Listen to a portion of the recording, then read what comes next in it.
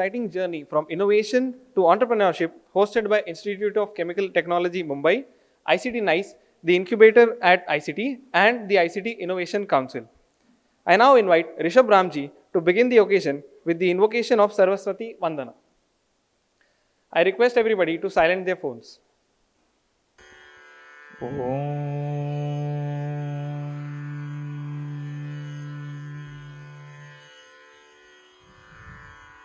या कुन्देन्दुतुषारहारधवला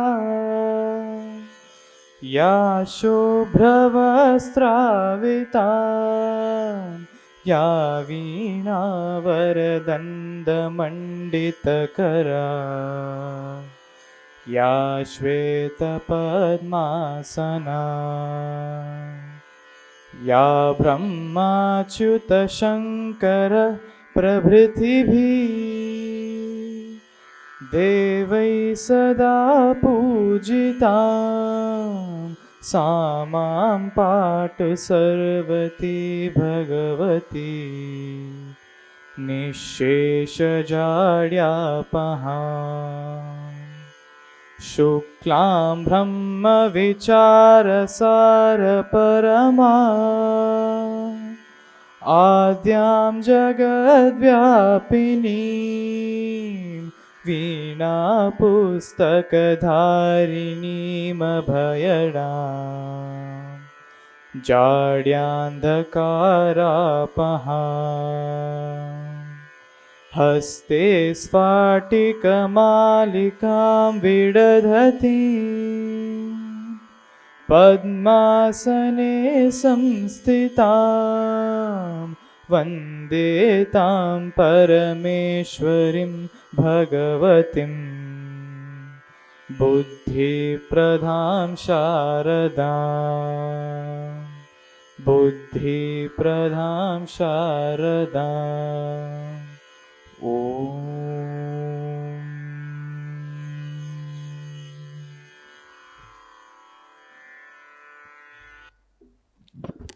Thank you, Rishabh. Now, I would like to request Professor Padma Devarajan to come to the dais and enlighten us with her words. Professor Padma Devarajan is the former Dean of Research and Innovation and also Professor in Pharmacy and former HOD of Pharmaceutical Sciences Department of ICT Mumbai. She was the head incubator of ICT NICE and has nurtured the incubatees with great passion and commitment.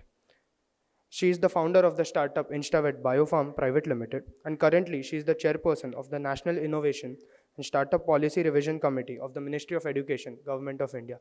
Please join me in welcoming her.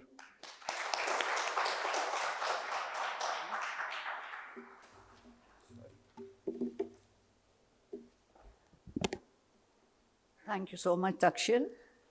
A very good morning and a very warm welcome to one and all to this wonderful seminar on an exciting journey from innovation to entrepreneurship, with the focus of motivating young minds onto the path of entrepreneurship. At the outset, we would like to thank CiiA and in particular Dr. Baldev Sharma of Marshalls and the force behind CiiA. As you can see up here, you will see it's CiiA 4, it's the 4th edition. And I'm very happy that ICT has been involved with CiiA right from edition 1. And in this edition, we are partnering in a more proactive manner. And we are very thankful to Baldevji for giving ICT the honor of hosting this entire day seminar today, which begins with the motivational talks by 4 wonderful speakers, Mr. Dinesh Chopra, Mrs. Maruk Rustamji. We have Dr. Iman Joglekar and Saad Jamal, who will be taking you through different aspects of what to expect in an entrepreneurial journey. And what could excite you is what you have to decide. And whether it would excite you is left to you. The afternoon session is a startup pitching session, which also I would suggest students who are really interested in becoming entrepreneurs at some point of time attend, because we are going to have about over 10 startups pitching for funds to angel investors and venture capitalists who will also be present in the post-lunch session. The purpose of the seminar is not just to touch you, but to contribute as members of the higher education institutions to the country at large. Today, all of us hear of the term Viksit Bharat, Viksit Bharat.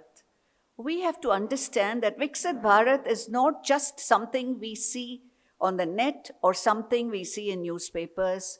It has to be something within our hearts and minds, because we can also contribute to Viksit Bharat. And the 25 trillion or $30 trillion economy that Bharat is chasing in the next 10 years is something that can happen only if each Bharatiya decides that I will give my small contribution. And that is where the role of entrepreneurship becomes very important. The government has understood the power of young minds, the power of educational institutions, and that is when in 2019 we had the National Innovation and Startup Policy that was launched. Now, why was this policy launched? It opened up an avenue for students and faculty to found their own companies, of course, startups based on innovation, because without innovation, you would not really be contributing in a sustainable way. So this opens up the opportunity to use the ideas that are developed in institutions and are locked up and lost in books that are bound and put into libraries or into cupboards. The purpose of the NISP was to open everybody's eyes and to create the platform where ideas could be nurtured into actual technologies that could see the light of the day. And for that, the entire incubation ecosystem has been created. And across institutes today, you will hear that colleges and universities have innovation councils, and they also have set up incubation centers. ICT set up its incubation center in 2021, right in the midst of COVID. Our Innovation Council was set up in 2019, and within 2 years, we realized that unless we follow it up with pre-incubation and incubation, we would not be able to capture all those student ideas. And therefore, even though it was in the midst of COVID, we set up the incubation center in 2021. And now within 3 years, we have 20 incubatees, of which about 40% are our own students. So this is very important for us to realize that as students, we can do something different. We can become an Ambani or an Adani if we decide. But we need not be the Ambani and the Adani. Everybody cannot be that. But we can be an entrepreneur who serves locally the society somewhere. So we can have what you call as frugal innovations. So they say think local, go global, but we can think local and serve local. That also is a huge avenue in India. So it is this that we today are trying to lay or sow the seed in all these minds that are here today. I see so many young students, and it's nice to see that the auditorium is full. We were worried about going for a huge auditorium, but I think we may overflow in some time. But that would only be motivating for us to tell us that, yes, today's students are willing to harbinger change. And what is that change we expect? A mindset change from chasing campus placement, chasing employment, to becoming an employer. That's a huge mindset change. It's a difficult mindset change. But mind you, if you have the guts to do it, we are here to support you. ICT NICE invites all student and faculty innovators who wish to start companies to come to us. We will handhold you, mentor you, and help you walk on that path comfortably. Thank you so much.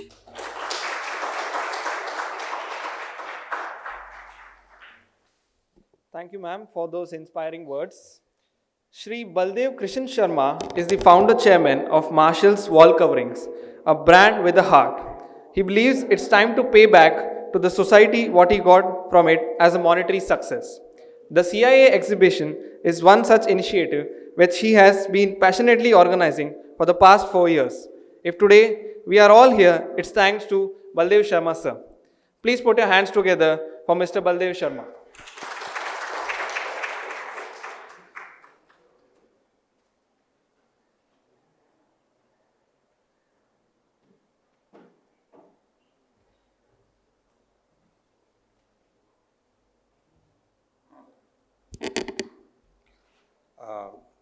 Namaskar and pranam to all of you. Good morning and everyone. Welcome to everyone. मेरे family वाले मुझसे पूछ रहे थे कि आपको ये seminars और ये नॉलेज के इसका पंगा लेने की क्या ज़रूरत थी. Was it not enough to have just exhibition and the awards? Was it not enough? Why knowledge seminars?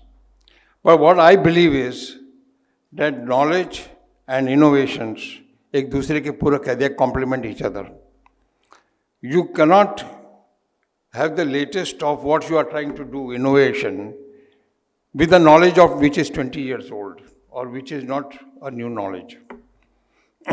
Because knowledge needs to be upgraded every moment. Okay, the world is changing so fast. You can't sit 10 years back and think of making some idea work in today's time. So that's why, now where do you get all this knowledge? Now seminars is one of the big sources from where you can get this knowledge. And as I said, knowledge is wealth. Knowledge is wealth. And if you have knowledge, you can have wealth. And wealth is created by knowledge, is both ways. Therefore, we put emphasis that while you are an innovator here, while you are an exhibitor over here, you must also come and see where the knowledge lies so that you upgrade yourself and build it. Now, for example, if you are successful in your innovation over there, you need to have IPR. Now, where do you get that idea of IPR? You get in seminars. IPR is intellectual property rights. Okay, where do you get the idea of patenting? You get from seminars.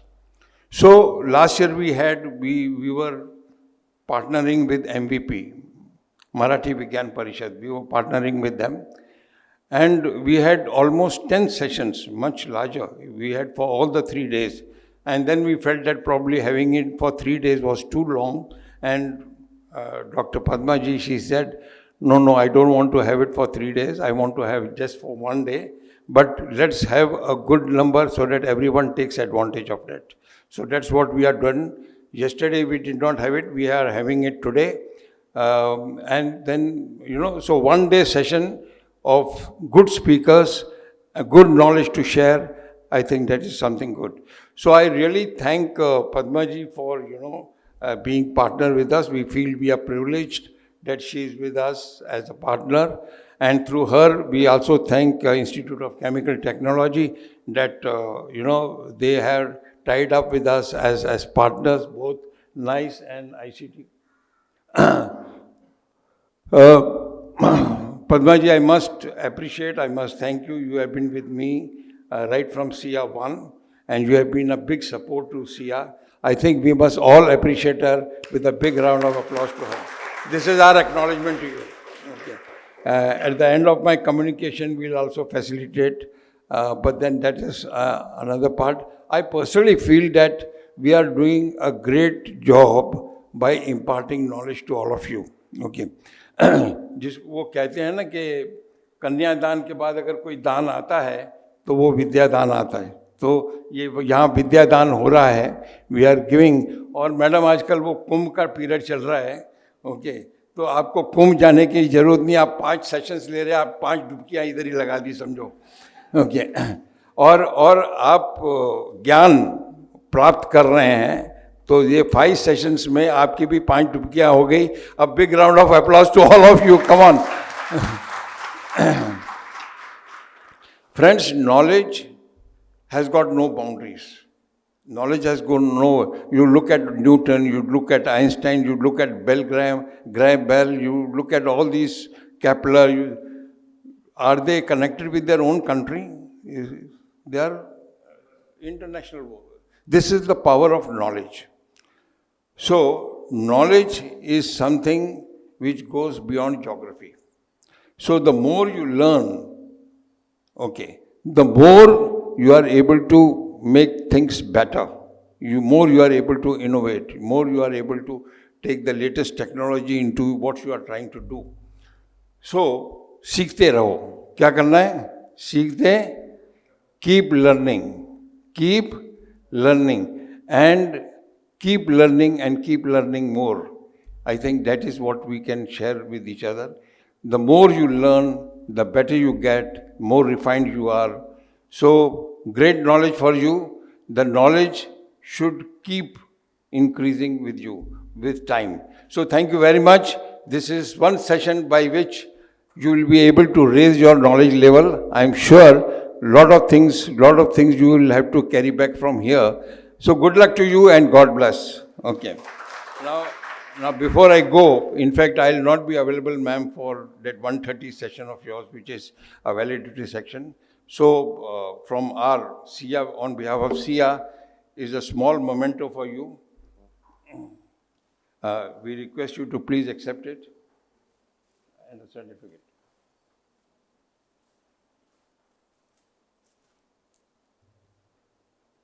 इसको खोल देना.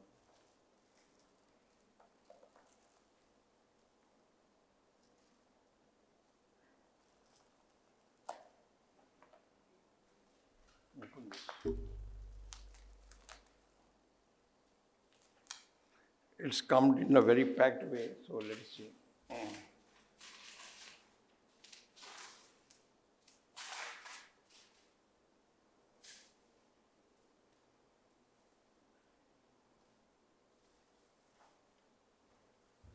It's my honor.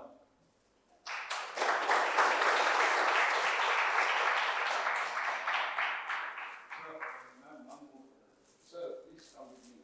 I'm sorry, in fact, I missed this point. Please, I need it.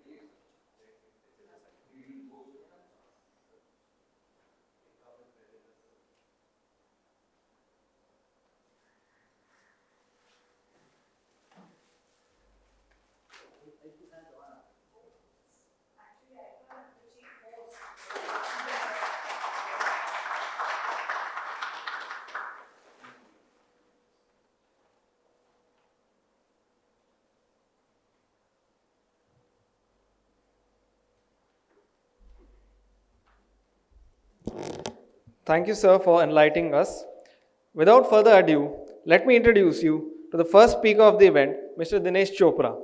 He has completed BSc Tech from ICT Mumbai. He has also completed DBM and DMSM. Mr. Chopra has a strong 40 years track record of delivering growth strategies in global target markets for companies like Honeywell, BSF, etc., working at leadership positions in India, including board member and part of global business leadership team. Welcome, sir.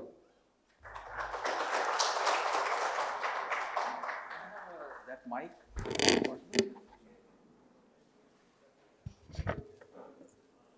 Good morning, everybody. Can you hear me out? I think it's possible. Can you hear me out at the back? Okay, good. Thank you. How many of you are sorry, we need to close it. I should go on the other side. How many of you are from technology side, BTech or? Okay, a good number. And how much means undergrads are also there, or it's only the graduates? Oh, good. Thank you very much. Just wanted to say I'll pitch my information accordingly. What I'm going to share basically is, as Padma said, innovation and creativity we have in among ourselves. The most important thing is how we execute that and put up our targets or the goals right, and work towards that goal to achieve that goal. Entrepreneurship is one, there are different uh, steps to become an entrepreneur, right from innovation.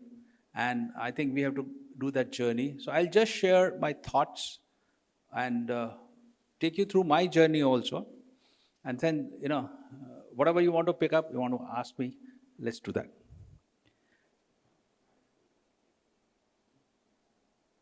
Okay. So before we go forward, it's good to learn the history, what was there earlier, and what we have created for good, what we have created for bad. In the early, when we started counting years, number one, the humanity was mainly natural based. There was no synthetic, so it was all natural based, group based, and the knowledge was also, of course, it was skill based. So how the knowledge was transferred by the gurus in the temples, and their skill, and they just transferred that skill to the next generation, and they lived their life towards that. And when we look at that number here, it's like, India was at something like 35% of the global GDP at that point of time, and China was the next.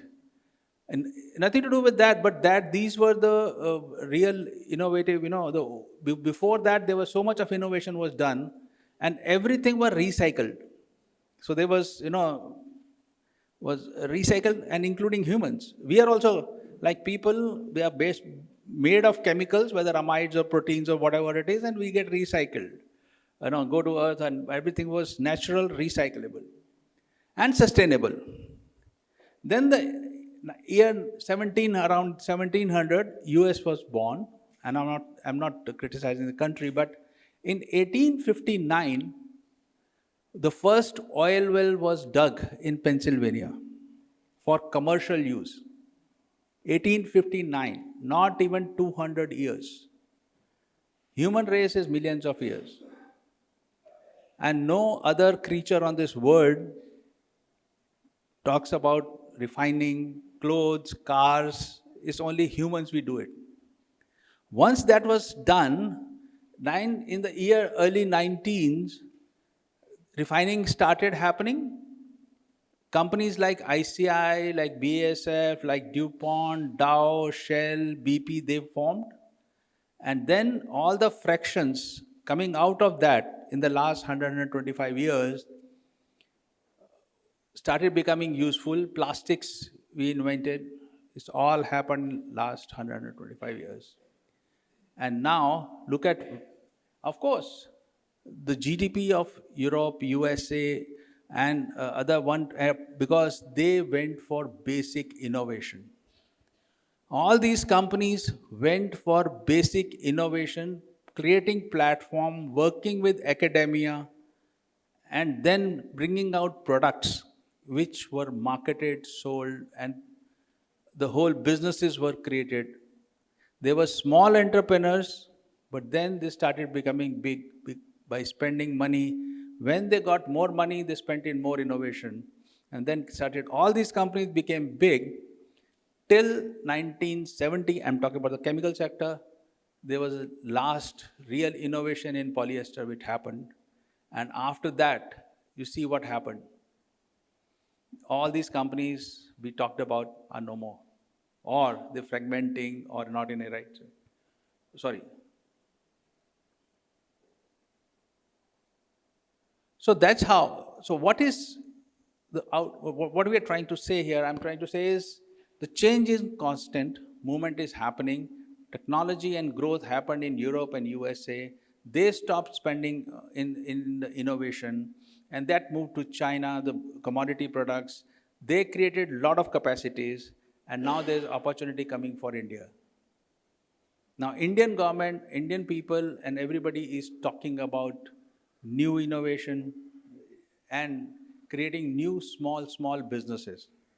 And if generation like your generation wants to take on any of the innovation where you are interested in and create business out of it. We are just trying to share that what is the path forward, what you should look at it, and how you should do it. Going through this one is that in India, the problem is that the private sector does not spend much money into research and innovation. All the money is being spent by the government, and they are basically sending government of innovation into the CSIR labs and other labs, and even people doing the in the universities. There are so many people doing R&D, but all that they R&D they do, they buy crores and crores of rupees of equipment, and once this is done, it is going into the libraries, as Padma was saying. Idea is we should start working on the projects which are going to be marketable, on which we can create a business out of that, and then we become a leader on that, and that's how you should take your businesses into the next areas. Now, don't look at it, this is my journey. Don't look at it as my journey. I'm just trying to communicate something else. Put yourself into my photograph and see how it worked. I'm just communicating that last 40 years I worked for American companies, British companies, German companies, Chinese, and been there to 64 countries, and I've seen different cultures, different businesses, and if you look at it, different industries, everybody is different. Every industry works, when your size goes up, and hopefully whatever you start goes up to a size of $1 billion or $2 billion, you will have these 17 functions working on it.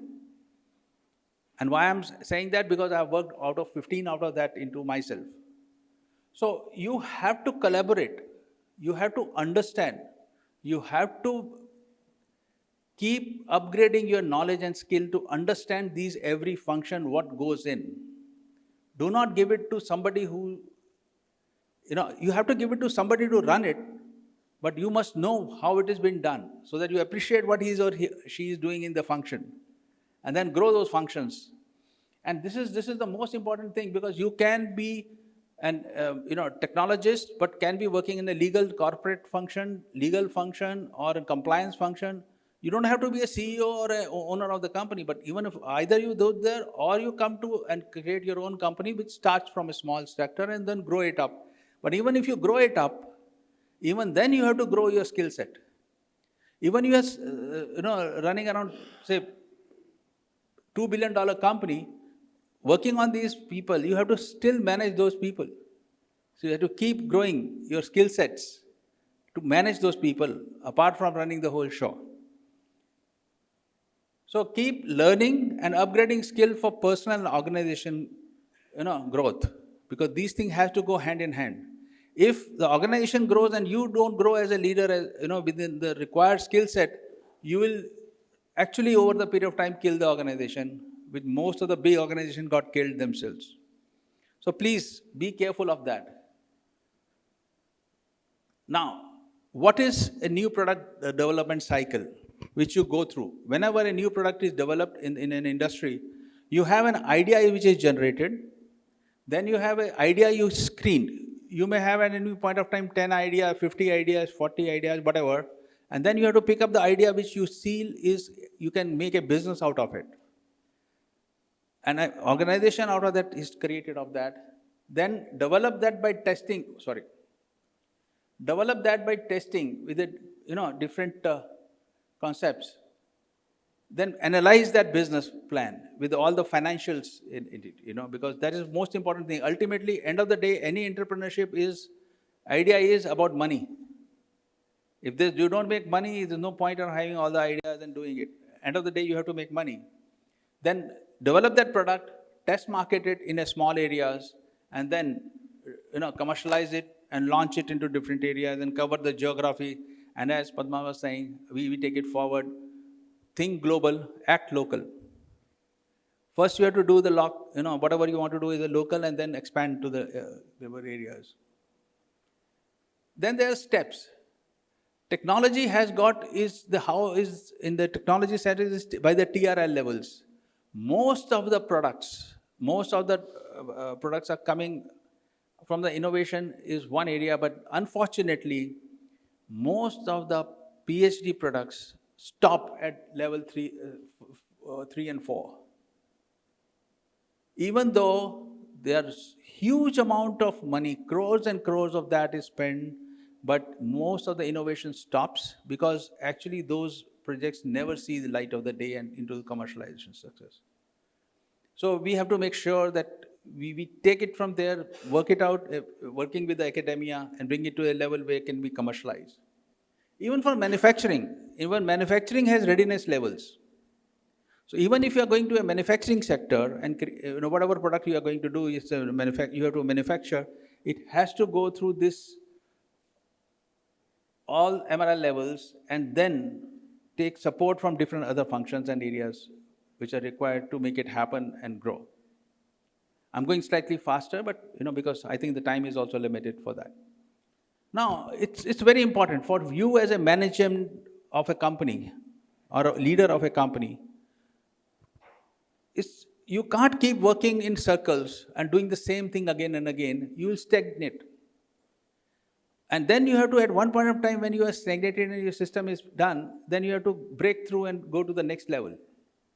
And as it is said, up to the 500 rupees 50 crore, the company is, today's scenario, is run by the entrepreneur. He controls everything, small sector, he can do all the 17 functions himself and all. But as it keeps going, then you have to offload, because then you want your product to go out and reach to different others, not in the local area, but other areas, then different markets, new product to be introduced and all that, and you need a sales support. So from 50 crore to 500 crore, you need a strong sales team, managing whatever you have inside on the production and other things. But moment you cross that 500 crore, it is controlled by finance, because then your requirement of finance becomes more than, because the rest system is done, sales is happening, you have all the teams moving, but then your capital investment, and so two people as a leader after 500 crore is very important, and that is what the owners have to manage and develop their skills for, is manage their people who are very world-class people of all functions and manage their finance. That's it. So do not get stuck to one. Keep upgrading yourself. Now this is what you have to come out of your comfort zone. You have to take risks. You have to go to fear zone. You have to go to learning zone. And then of course the growth zone. That's how you keep expanding your businesses. And that's from a small company you become a unicorn. So it's always remember, wherever you are, it's about you, but never have an ego. So that you created it. You created it, always remember, because they are somebody else and their teams work for you. They contributed for you. So it's a teamwork. But yes, and you have to take care of that. You have to have a gratitude, you have to manage all the things out there. So how does Swiggy makes money? It's basically, again, comes to diversification we talked about. They are not doing the same thing again and again. They are looking at something new. They went into Instamart, they went into clean services, they went into sale of food, other operating incomes, they are looking at cloud kitchens and all. So you also not only have to work and only passionately work for only one thing, which area in which you are working on as an entrepreneur, or technology which you want to go to the market, which you have done by now. You have to go to the next level and think about other things to grow. And that's one of the biggest success story we have. And then what is sign? And I'm assuming you are going to be the leader of the organization or entrepreneur or the company which you are creating. So these are the 5 signs. You have to have a very clear objectives. You have to have effective meetings. Really, communication has to be very clear. Regular recognition. You have to recognize who is giving you the results. Because unless you recognize, they will not be committed to you and continue to work for you. And then trust is very important. Somewhere we entrepreneurs normally leave, do not have trust on their employees and their ability to do business.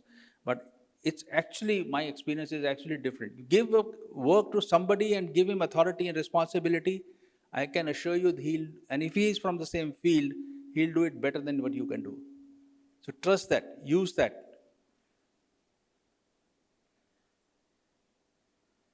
So what the best leaders do? They overwork, they actually work more than, you should have to be a model for your employees. Like you should have to be working more than what your employees are doing, not just for a, photo op, but otherwise. Overwork, and you don't have to have unrealistic deadlines. You have to have some bureaucracy, you have to have some top-down micromanagement also. But, in a right balance. And you have to manage meaningless work and office politics. So these are the kind of things which best leaders do, and protect their teams from the toxic work culture. Oh, okay. Now coming to technology. Sorry, I think I missed out something. Okay. The word technology means very different thing to different people. I was talking, I don't know whether you have, how many are from of course, ICT is a partner, but and I'm sure many people would have known Professor M.M. Sharma and Dr. Mashelkar, and whenever I know we keep talking on different subjects, it's science must lead to commerce is a very, very strong thing. Otherwise, there is no point of innovation and thing that we talked about. And that's economic success is no longer determined by possessions. For example, but for example, raw material or physical powerness, which was the case in the 80s or 90s. Today it is not. But the capacity to generate new knowledge and by the ability of the workforce to apply this knowledge successfully is the key. Now, what are the different technologies which are going to be in future? Now, these are the main technologies which are going to be in the next 10 years for different application. It has to be advanced materials, cleaning technologies for sustainability and bio, nanotechnology, 3D printing, energy technologies, artificial intelligence, which is now, these are all things that are in the vogue. And you can pick up any one of them and improve over it, participate in that, your own area on that, and then grow your businesses as part of the ecosystem there. Wireless powers, cyber security, mobility technology, cloud computing. So these are the big blockchain, big data. So you have to pick up what you want, what you like, and what you can manage and keep growing.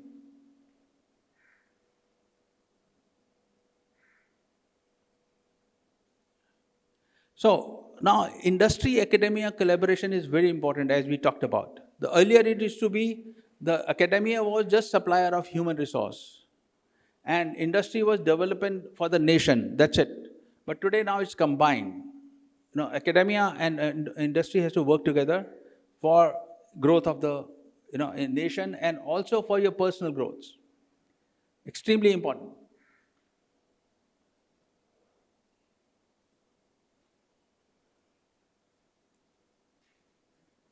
I do have some time.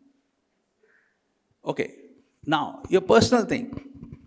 And for the young minds here, the most important, the young generation Z and J now, which was not part of the, we were not so lucky in when we came out of the colleges or schools because we never had Google Baba or, IT or a smartphone or nothing. We never had even phones at our homes. And the fastest mode of communication when it was telex, I think many of you must have not even heard about it. But from that generation to now, the way of thinking, your overall way you work and you operate is very different. But few things which is very thing is that you start from, I know everything. So confidence is very, very high when you come out of the college. You say, I have learned, I have got an IIT, I am degree and I'm great. But I can tell you that when you come out of IIT, IIM, including ICT, you are not employable. Every organization takes 3 to 5 years to make you employable. And what we are talking about here is something like, if you have heard this, is something like what is not taught in the Harvard Business School. So, your confidence is high, but you really don't know what's in the industry. And not only you, and to be true to the apologies, Padma, that many of the professors in the different colleges across the country, and I always said ICT, IITs are 5-star colleges or institutions. Other colleges, professors have now never seen the industry and now haven't seen a reactor which they have been teaching for 20 years. Forget about how to operate and how to control. So things, when you come to the real world, things change. So be careful. You don't know nothing. Always be there to learn. Again, I'm repeating. Keep learning. Even I'm learning till today. And you can learn from your driver, your sweeper, your anything. This can change. And then there is more than I thought. Then I'm never going to understand this. It's starting to make sense. And then you say, trust me, it's complicated. But life is not complicated. We make it complicated. Life is simple. So as long as you are clear your goals, you're clear of thinking and clear execution, be in your area. And don't think that my friend or my colleague or my peer has done so well, he's got this car or that car. It's all materialistic. Whatever gives you happiness, do that. And you will enjoy working, you will enjoy growing, and I think you'll be good part of that. So your life and your career is a one big learning curve. Oh, sorry. So be consistent. Once you are consistent in your thought process, you always keep growing. And I think what I missed is, I'll just try to go back. It takes time to go.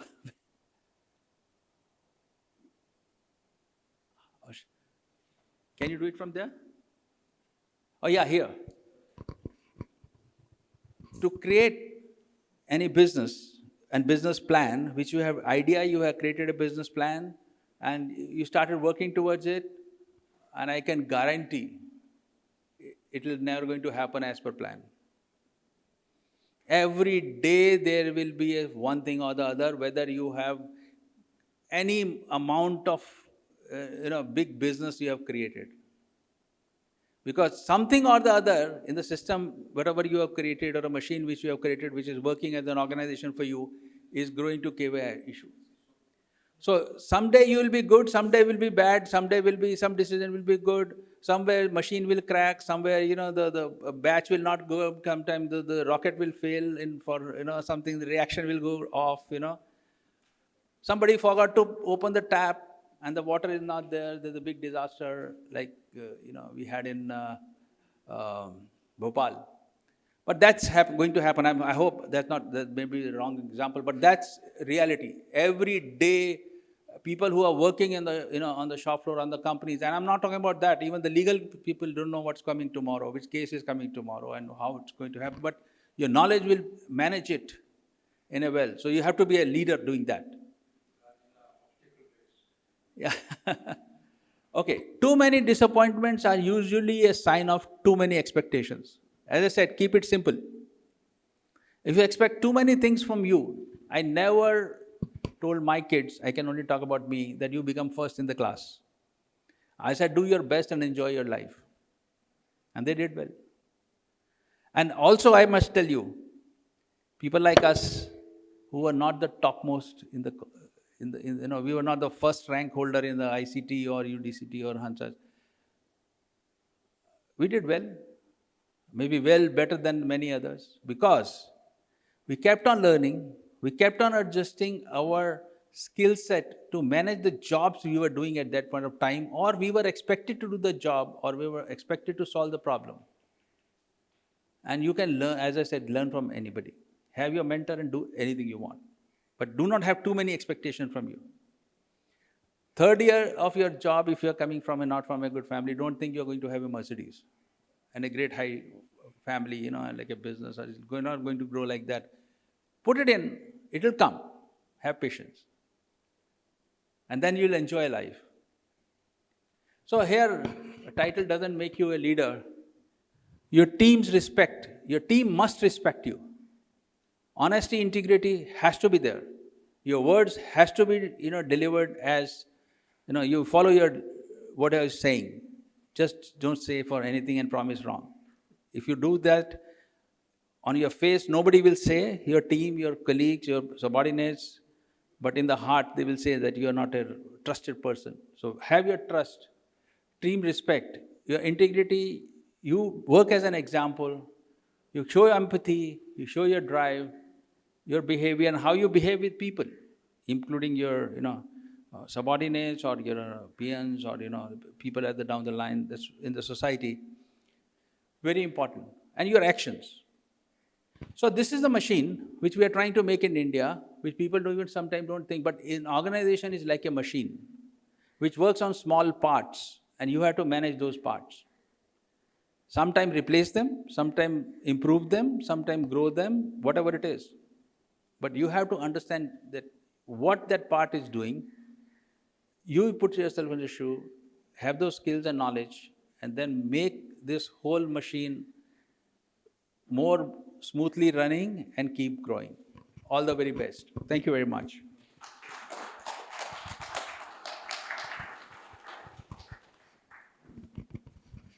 Thank you so much, sir. Thank you so much, sir. Please, sir, one moment, please, sir. I would like to request Mr. Baldev Sharma to come felicitate Mr. Dinesh Chopra. Yes.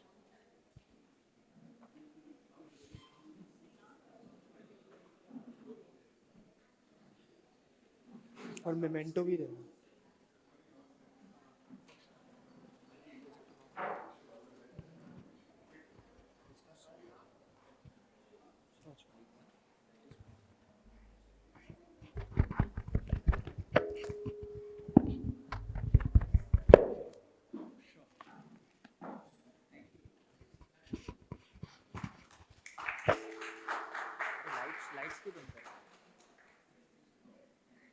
Light बंद किया.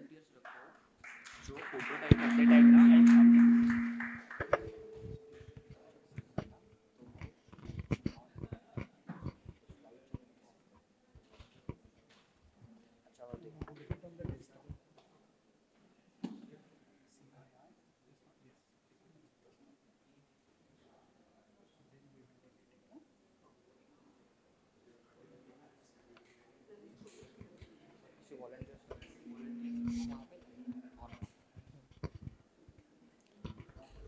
Thank you so much, sir. Our speaker is Mrs. Mahrukh Rustamji. She is the founder and managing partner of Amaterasu, and she is a leading scientific figure in research and development, pharmaceutical product innovation, product formulation, manufacturing innovation, and regulatory sciences. In addition to that, she is also the co-editor of Pharmaceutical Product Development, Insights into Pharmaceutical Processes, Management, and Regulatory Affairs, CRC Press 2016. Today, she will share with us her vast experience as an entrepreneur with a view to motivating young minds on the path of entrepreneurship. Please join me in welcoming her.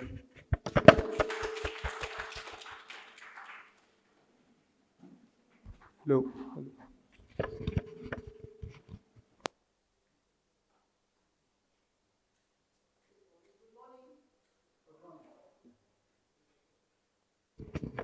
Good morning, everyone, and thank you very much, CiiA, Baldevji, and Professor Padma for inviting me to share my thoughts today at this seminar.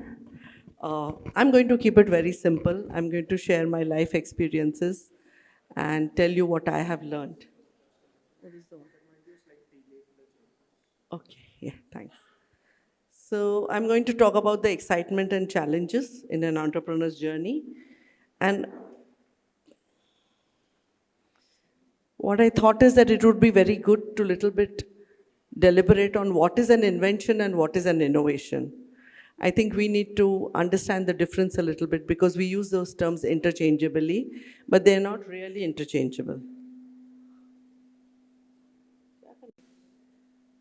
What am I supposed to do? Okay, so I'll talk a little bit about innovation and invention, a brief snapshot of my personal professional journey, and then share what are the excitements and challenges which you face as an entrepreneur. Life is always a two-sided coin. You don't have excitement without challenges and the other way around.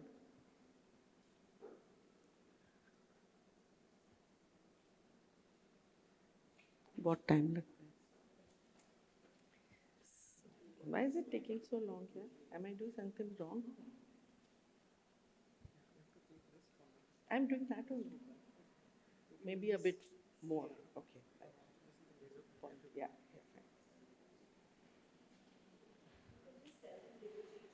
Yeah, I think that'll be easier. So next slide, please. Yeah. So, this is what Thomas Edison said. What is innovation? If there's a better way to do something, find it. And that is innovation.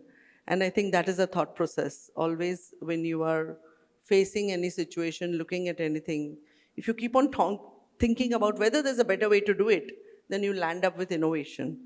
Next one, please. Yeah, thanks. So this is again something which was said by Dr. Geoffrey Nicholson of 3M, and I really like this quote, which says that research is a transformation of money into knowledge.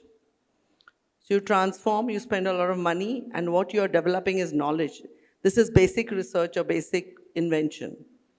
But innovation is a transformation of that knowledge into money. When you use that knowledge and transfer it into some enterprises or companies and build money or wealth, that is innovation. So innovation is always linked to money. It is always linked to generation of money. Next one, please. So again, so a few just definitions which I've picked up.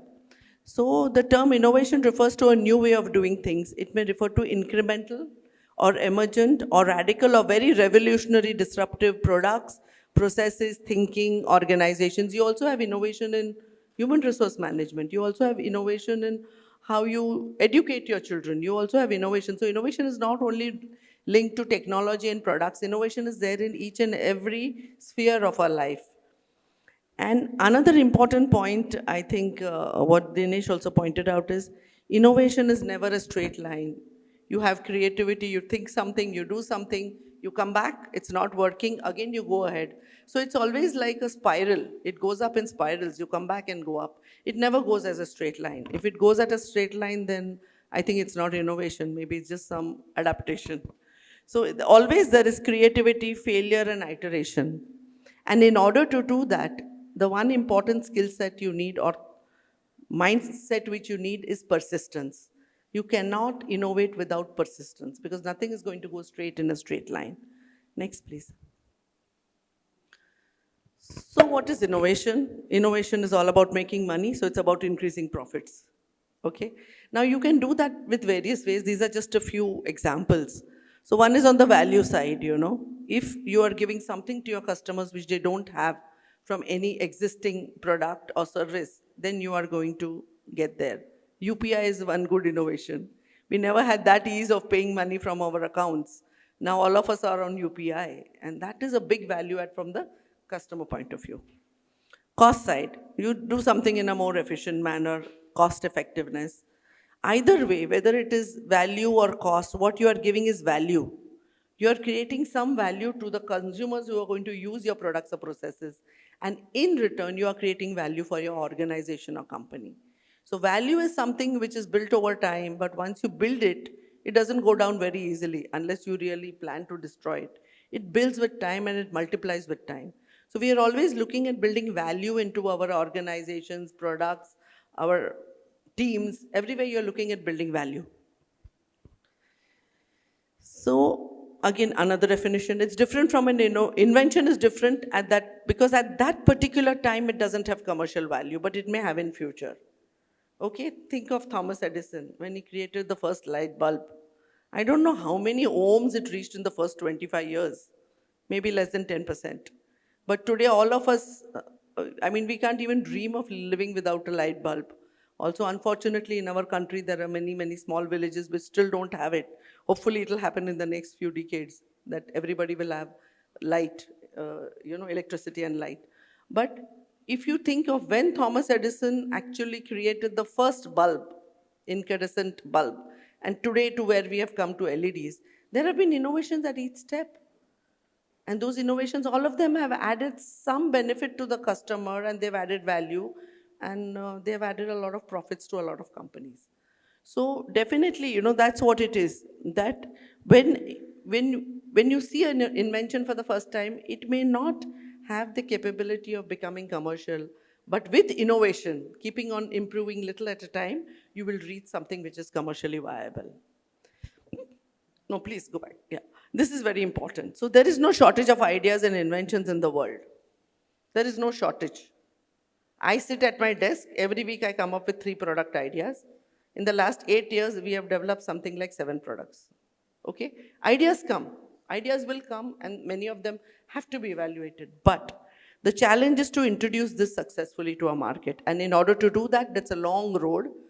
And you have to do things very systematically and very logically. Otherwise, you won't reach there. So therefore, ideas and innovation, only those ideas or innovations which you can convert into a commercial product or a commercial enterprise, those are innovations. Others remain as inventions till somebody comes and thinks of how to commercialize them. Next one, please. Yeah, thanks. So what is very important is innovation requires interplay between the product offering and the market. There has to be some interplay, and once the market comes into play, then things are not always in your hand. You cannot always assume that what you think the market thinks, what you think the consumer thinks, it is something which is not really controllable by you. What you do in your lab, in your company, in your office is controlled by you. But there is an outside world, and you have that interaction which comes in innovation. And that is why the process becomes very complicated, complex, difficult to always anticipate. And that's why it goes up and down, up and down. But innovation has to provide better quality at lower cost. This is the most important thing. It has to somehow improve the standard of living. It has to give some benefit to the customer. Otherwise, without that, nobody is going to take it up. Even if you have Shah Rukh Khan as your influencer, it's going to go up one day and then come down. There has to be a sustained value addition to your customer. And that's what you should be looking at when you're trying to build innovation. Next one. Next. So I'll just tell you a little bit about my professional journey. Next. So I'm actually very passionate about integrating science and innovation for societal benefit. I truly believe that science is there for the benefit of the society. You make money in that process is actually secondary. But if you are not able to use our science to benefit any human being or even pet or any animal or any plant in this world, then it's of no use. So science has to have a purpose, and it has to have some sort of a benefit. And that's what I try to do. I am a serial entrepreneur. Currently, my second company, which is Amaterasu Life Sciences, is a pure research company. We work on research initiatives, and then we try to commercialize it through partners or ourselves. My first company, Rubicon Research, was a contract research company, where we were actually doing research and formulations for various companies around the world, primarily US and Europe. So we were actually doing what is called as knowledge process outsourcing. We were taking their projects, developing and giving it back to them. So it was a fee-for-service business. Currently now it's a pure research business where we invest money. The risk factors are different for both the businesses. The trajectories are different. There are many things which are different, but today I cannot really go into it. So I come from a very, very lower middle class background, but I had the advantage of having a educated mother, I can say, she had studied till the 10th, and my father was an engineer. So we come from that background, and my parents were very, very clear that education is the only thing which will lift our family out of the very lower middle class where we were. We are 4 brothers and sisters. I think the one thing my mother did is she ensured that all of us got a good education, nothing else. She used to always say, that's the wealth which will leave you. And I really believe that that has really turned around our lives. So I came from a very small, again, a small village, Danu, which is 120 kilometers from here. In Danu, even today, if you go 20 kilometers into the Adivasi area, there is no electricity. Okay, there is no trauma care center. There is no trauma care center there. If you have an accident, you have to take people to Vapi or Mumbai. And that remains the same. That's unfortunate, but it remains same. So I come from there. I shifted to Mumbai, and my total education has been funded by our Bombay Parsi Panchayat, which is our community. So I'm very lucky to have that sort of a support. And after I completed my post-graduation in pharmacy at ICT, I spent 15 years working in 3, 4, 5 multinational companies. And that's where I developed the skill sets, like what Dinesh said. You learned how to really use your science, how you apply it in day-to-day, manufacturing, development, quality control, whatever are all the operations which are there in a pharma company. And when I learned all that, and I kept on, I worked major time with GSK, and then I shifted to CiiA Novartis. But somewhere around the line, I got a little bit irritated with the corporate structure. They were very big corporates. So you're working in silos, and you don't know what's happening in the other areas. But I was very lucky to be part of a initiative in CiiA when McKinsey came in to do the business restructuring. And I was part of the R&D representative over there. And that was my first exposure of how the different parts of a business work together and how you build value. So I learned a lot from that 6 months engagement. And 2 years down the line, I decided कि नहीं, अभी now I want to do something different. I want to do something unconventional. I was very, very fortunate, I should say, because I had a very, very supportive family, including my husband, my in-laws. They were supporting me greatly, and they said, it doesn't matter if you don't earn money. Not that my husband was making loads of money. We had 2 children by then already. But still, they said, it doesn't matter, we'll manage. You do what you want to do. And I think that was one of the biggest turning points in my life, because I was worry-free and I could do what I wanted to do. Because when you build a company or an enterprise, there's a lot of, like he said, fear, uncertainty. You don't know how to do. You are learning as you go. And I'm still learning. I'm 40 years in the industry, but I'm still learning. That doesn't stop. So you keep on doing that. But when I took that jump, so we established Rubicon Research, which is the pioneering, is the first CRO in formulation research in India. And it's going IPO in the next 3 months. So I'm very proud of that, of having built that company for the first 14 years. Thank you. And sometime in 2014, I decided that I want to part ways with Rubicon for some personal reasons. I don't want to go into that now. But I decided that I want to chart out my own territory and do something still different. Because I'd built a big company, 14 years. We had around 300 scientists working under me. I was training, mentoring, doing all that. But at some point, I felt that I need to do something different. So I decided, of course, exiting a business is very different from exiting a job. These are decisions which are difficult to take, but you have to take them. If you are a business owner, even in corporate life, if you are a head of business development, you have to take these decisions many a times. So these decisions are very difficult, but that ability we should have. So when we are looking at some data and all, we have to separate ourselves, because we are very involved in our own products which we develop, and we want to succeed in any way. But you cannot deny the data that is there in front of you, right? And you have to take those decisions. That's a very key skill. Very difficult to do. Let me tell you that. We always have an inventor's bias, but we have to learn to do that.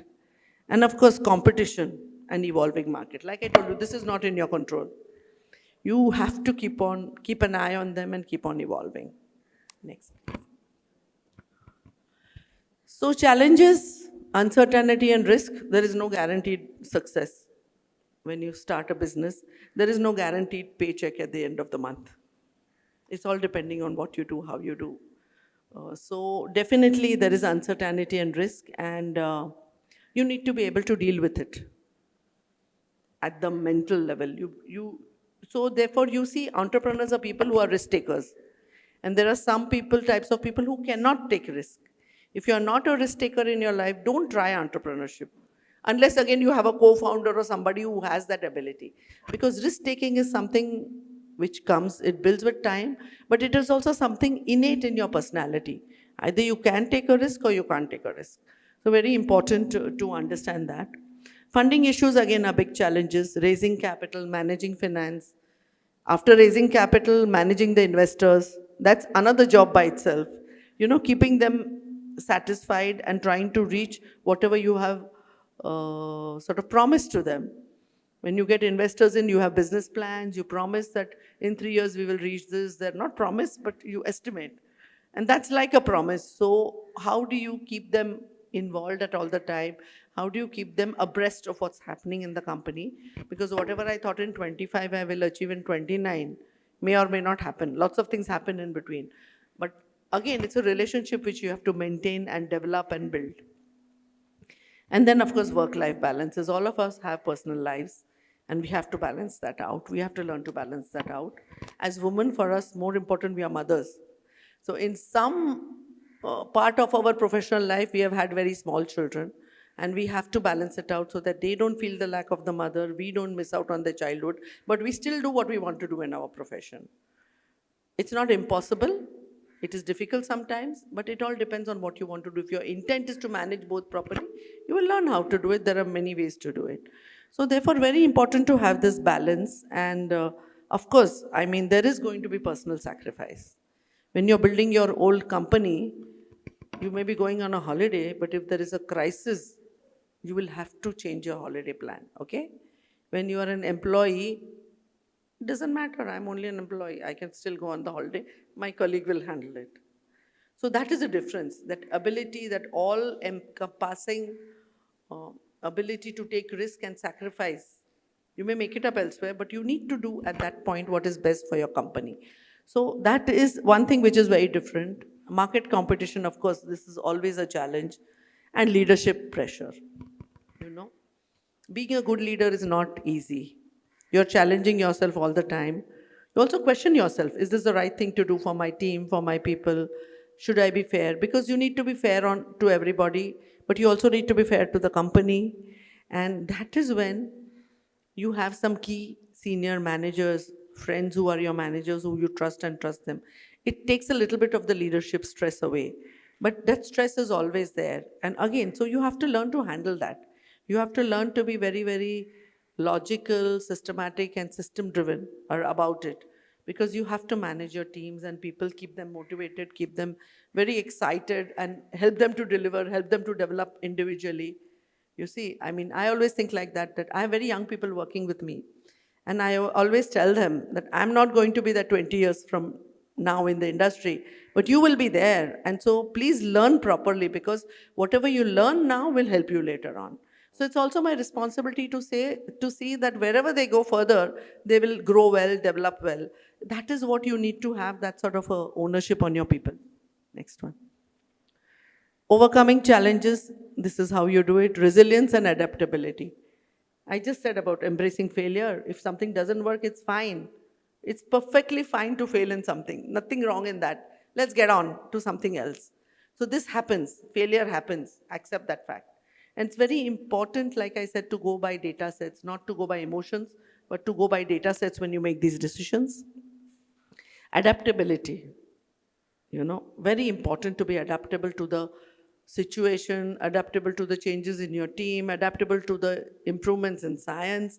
There's so many levels of adaptability that you have to keep in mind. And that actually applies even when you are working in a corporate sector or a job.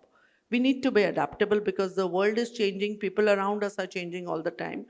The industry is changing, so adaptability is very, very important. Mentorship and networking. I think it's very important to have a network and a mentorship. So if you have somebody who is your mentor to whom you can go and talk, it's fantastic to have that. So unless you build relationships, you will not have it. So relationship building, even with people who can be your mentors, advisors, very important to have that. And very important to listen when you're talking to people. Very, very important. So I think that these are some of the ways which can help. Customer-centric approach, this can never go wrong.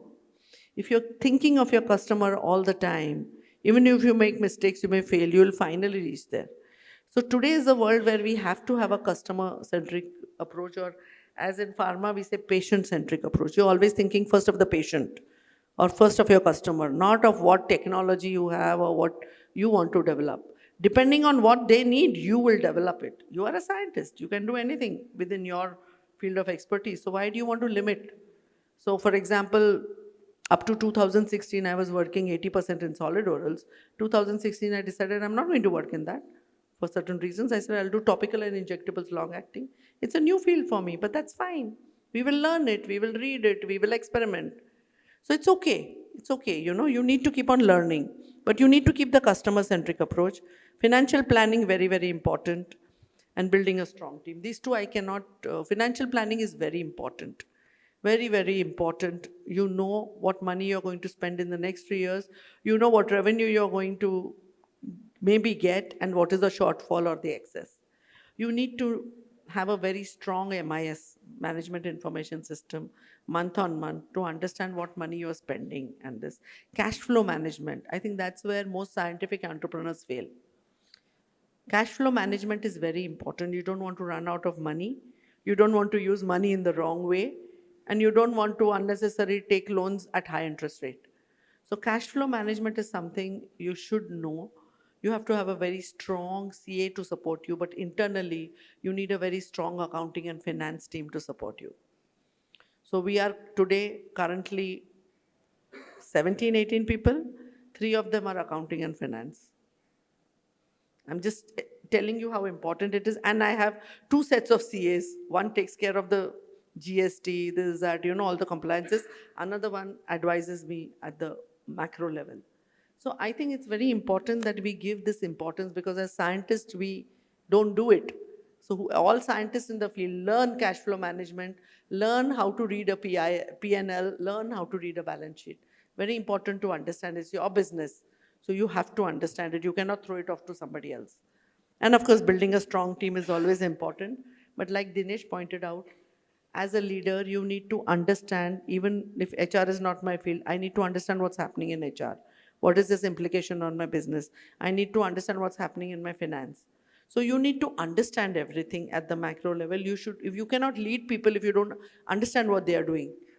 You understand, and then you need experts. You can always have advisors and experts. So how do you stay motivated? Celebrate small wins. Always celebrate your small wins. Yeah, finish, almost done. Always celebrate your small wins. Keep a strong vision and mission in mind. Don't let your vision and mission be sidetracked. You're trying to give some value add to certain range of customers. Keep that in mind. Follow that. Learn continuously. Embrace change. Surround yourself with a supportive ecosystem. Very important. All of us lose confidence at some time. We are all human beings. So have a supportive ecosystem, somebody with whom you can talk and say, is this what I'm thinking wrong? Can you tell me, is this the right way to think, or should I do something else? It's always good to have that sort of a system. And remember, every challenge is a stepping stone to success. I just told you, nothing goes straight. It goes round and round, round and round, and you reach your success. Yeah, so entrepreneurial journey is rewarding and challenging. Success only comes with persistence, learning, and adaptability. Persistence, I cannot stress on that enough. Very important to keep on hitting at your problem. And anyway, I would like to hear if there is time, if anybody wants to share anything. Just 2 more slides, one final one. I think everybody, you must have seen this anyway. This is called the iceberg effect. When I'm standing here, you are seeing the success. You're not seeing all that which has gone inside it. So please keep that in mind. If you want to be successful in your life, there are no shortcuts. No shortcuts. You have to work hard, be persistent, be true to yourself, be true to your field, and do whatever it takes to reach there. Good habits, as you say, very important. Passion, honesty, ability to take criticism. All these are very important. Without that, you cannot reach success. Last slide. Remember, it's a marathon, not a sprint. You can't do everything in a day. Slowly it builds, and you have to keep on at it. Thank you very much.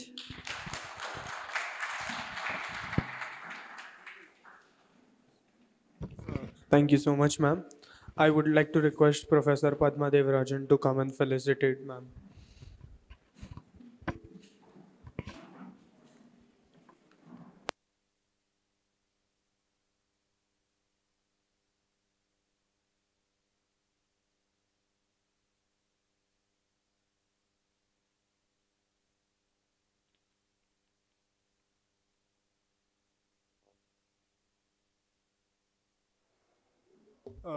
Hello.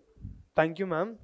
The third speaker, Dr. Hemant Joglekar, is Dr. K.H. Garda, Endowment Chair, Professor of Entrepreneurship, Course Coordinator, and an esteemed member of Board of Studies at ICT for the 2-year MBA course in Innovation, Entrepreneurship, and Venture Development. He is a technologist, management consultant, a mentor, and a coach. He completed his PhD in 1989 from ICT under the guidance of Padma Bhushan Professor J.B. Joshi.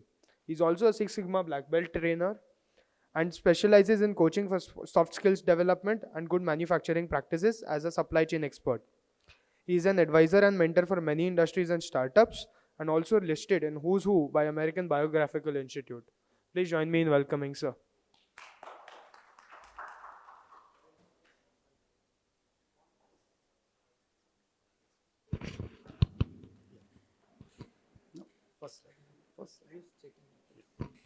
Good afternoon. So I see the numbers being low, but they are very vital, right? Because all of you are with the expectations and aspirations to move from employee to employer. And we had two fantastic sessions, one by Maruk ma'am and by Dinesh ji.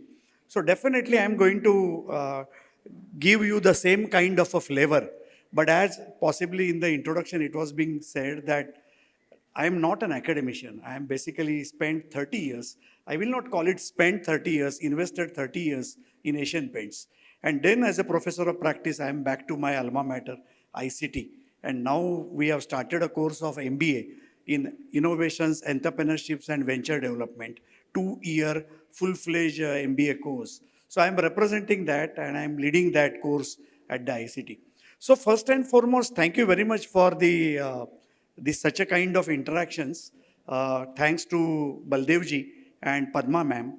And I was very happy and thrilled to see two speakers who've been talking about some kind of the thoughts for you budding entrepreneurs, which should be quite encouraging and inspiring. So my talk about 30 minutes will be covering 20 slides. And nothing is free in India. No meal is free meal. So you will have to pay for this presentation. And what I want you to pay is simply your attention. So can you please do that? And we will try to see how we can make this interactive. Because I am from an industry, I am not a hardcore academician.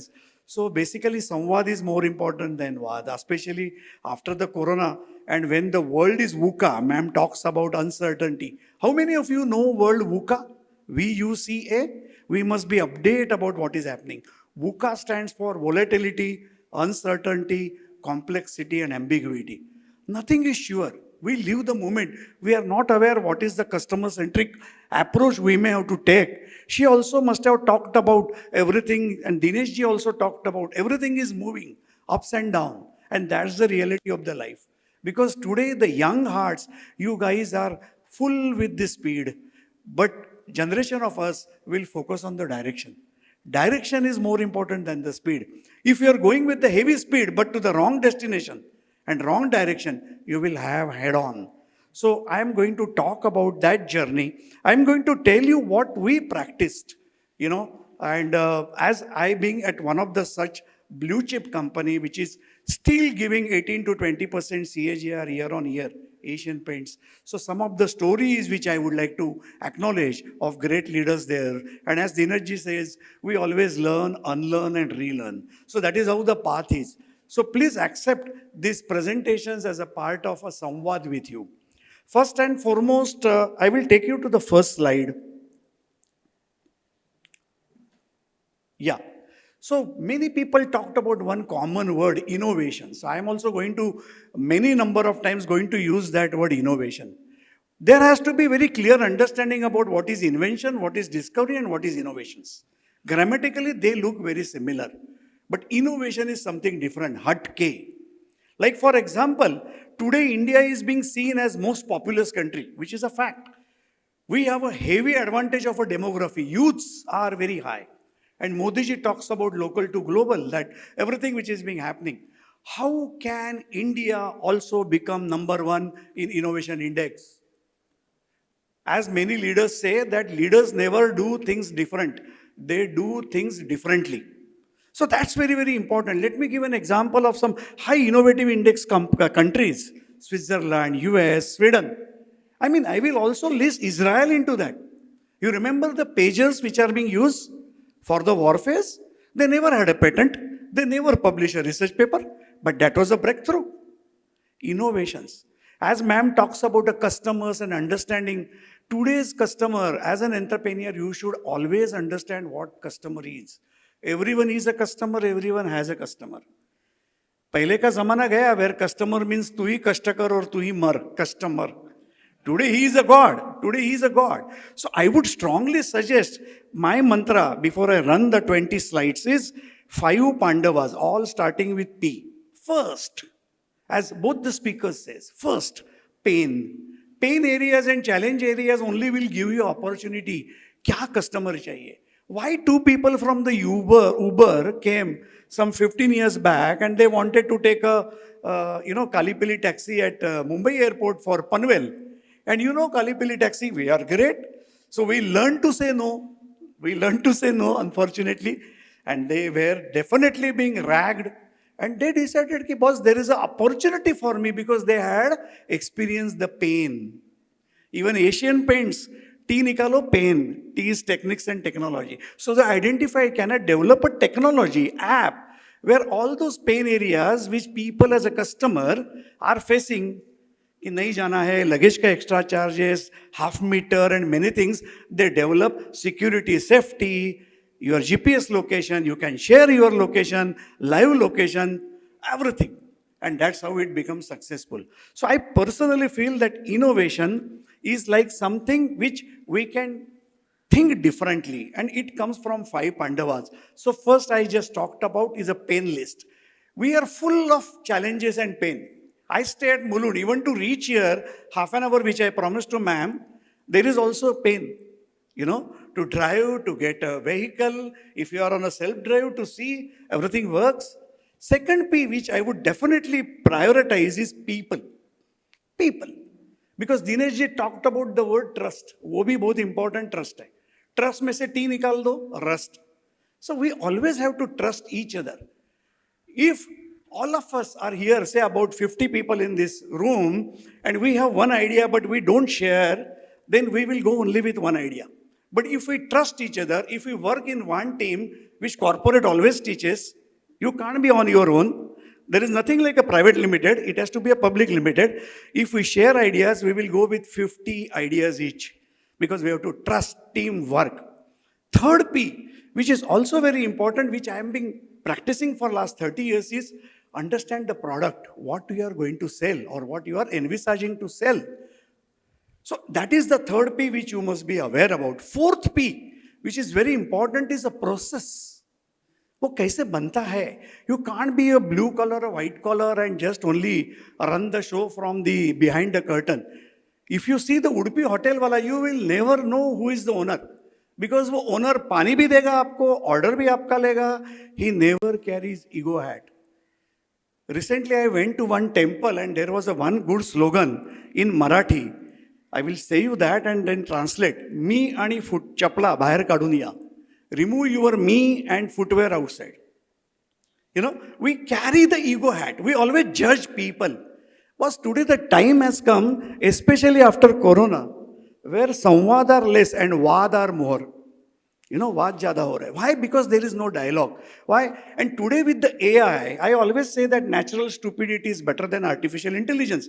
But today even with the AI, nobody can challenge your innovation. Nobody can stop your ideations because we are full of pains, challenge list in India.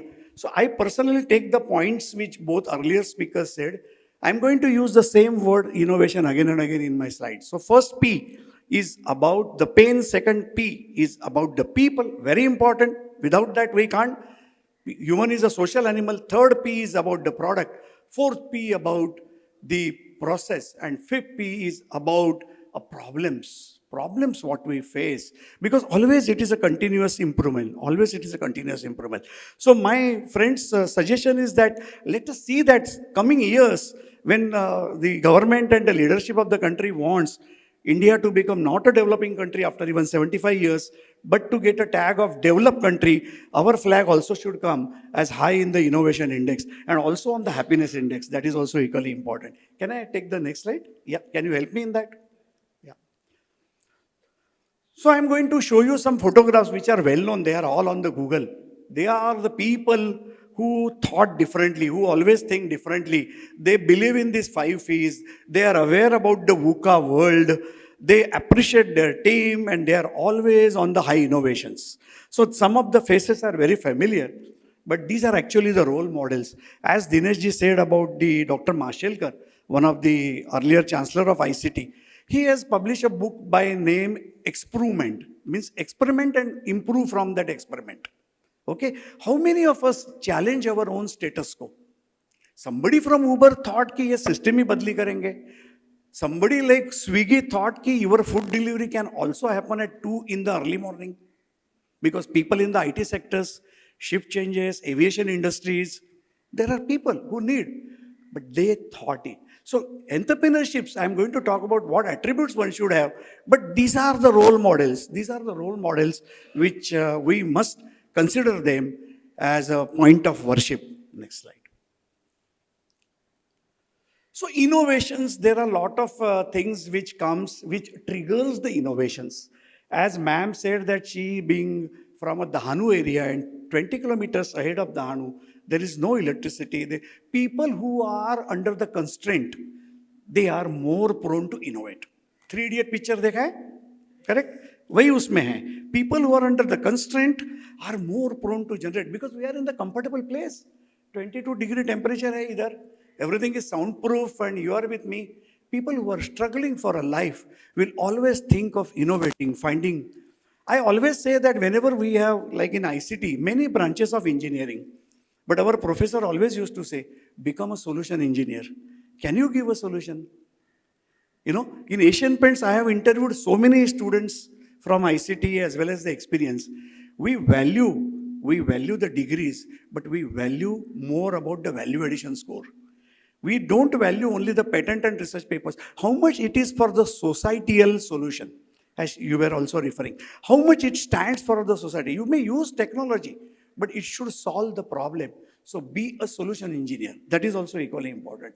So innovations comes with your, the intrinsic qualities of creativity, ideations. It talks about your culture of innovations. Unfortunately, our generation was taught in the schools with respect to historical accords, which were adding no value to us. We were never taught about banking, finance, health, hygiene. We were never taught.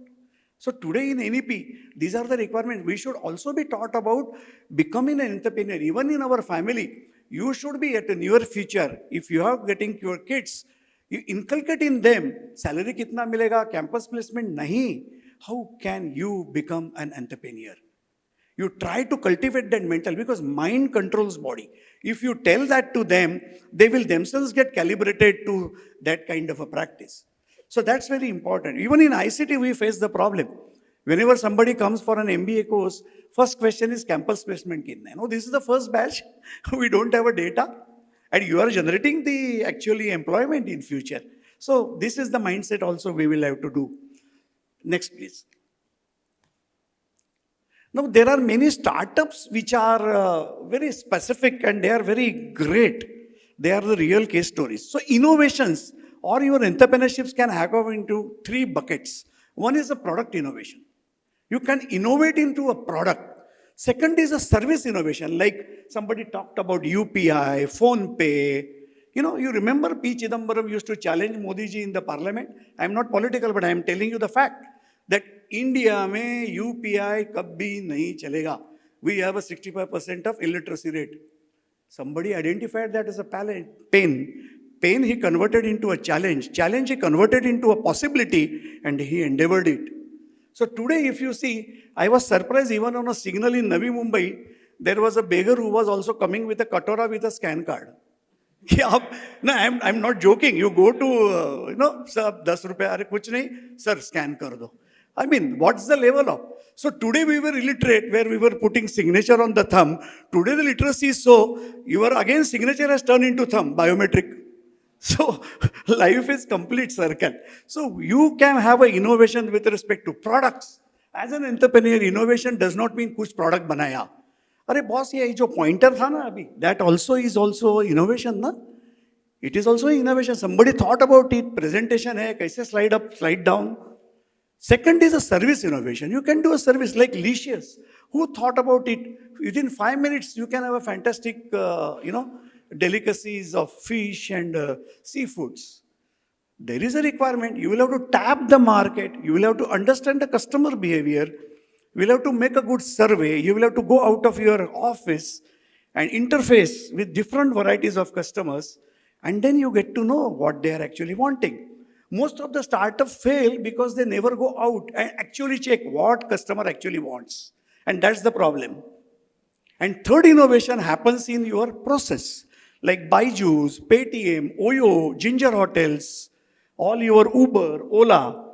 These are all the applications. These are all processes which has happened.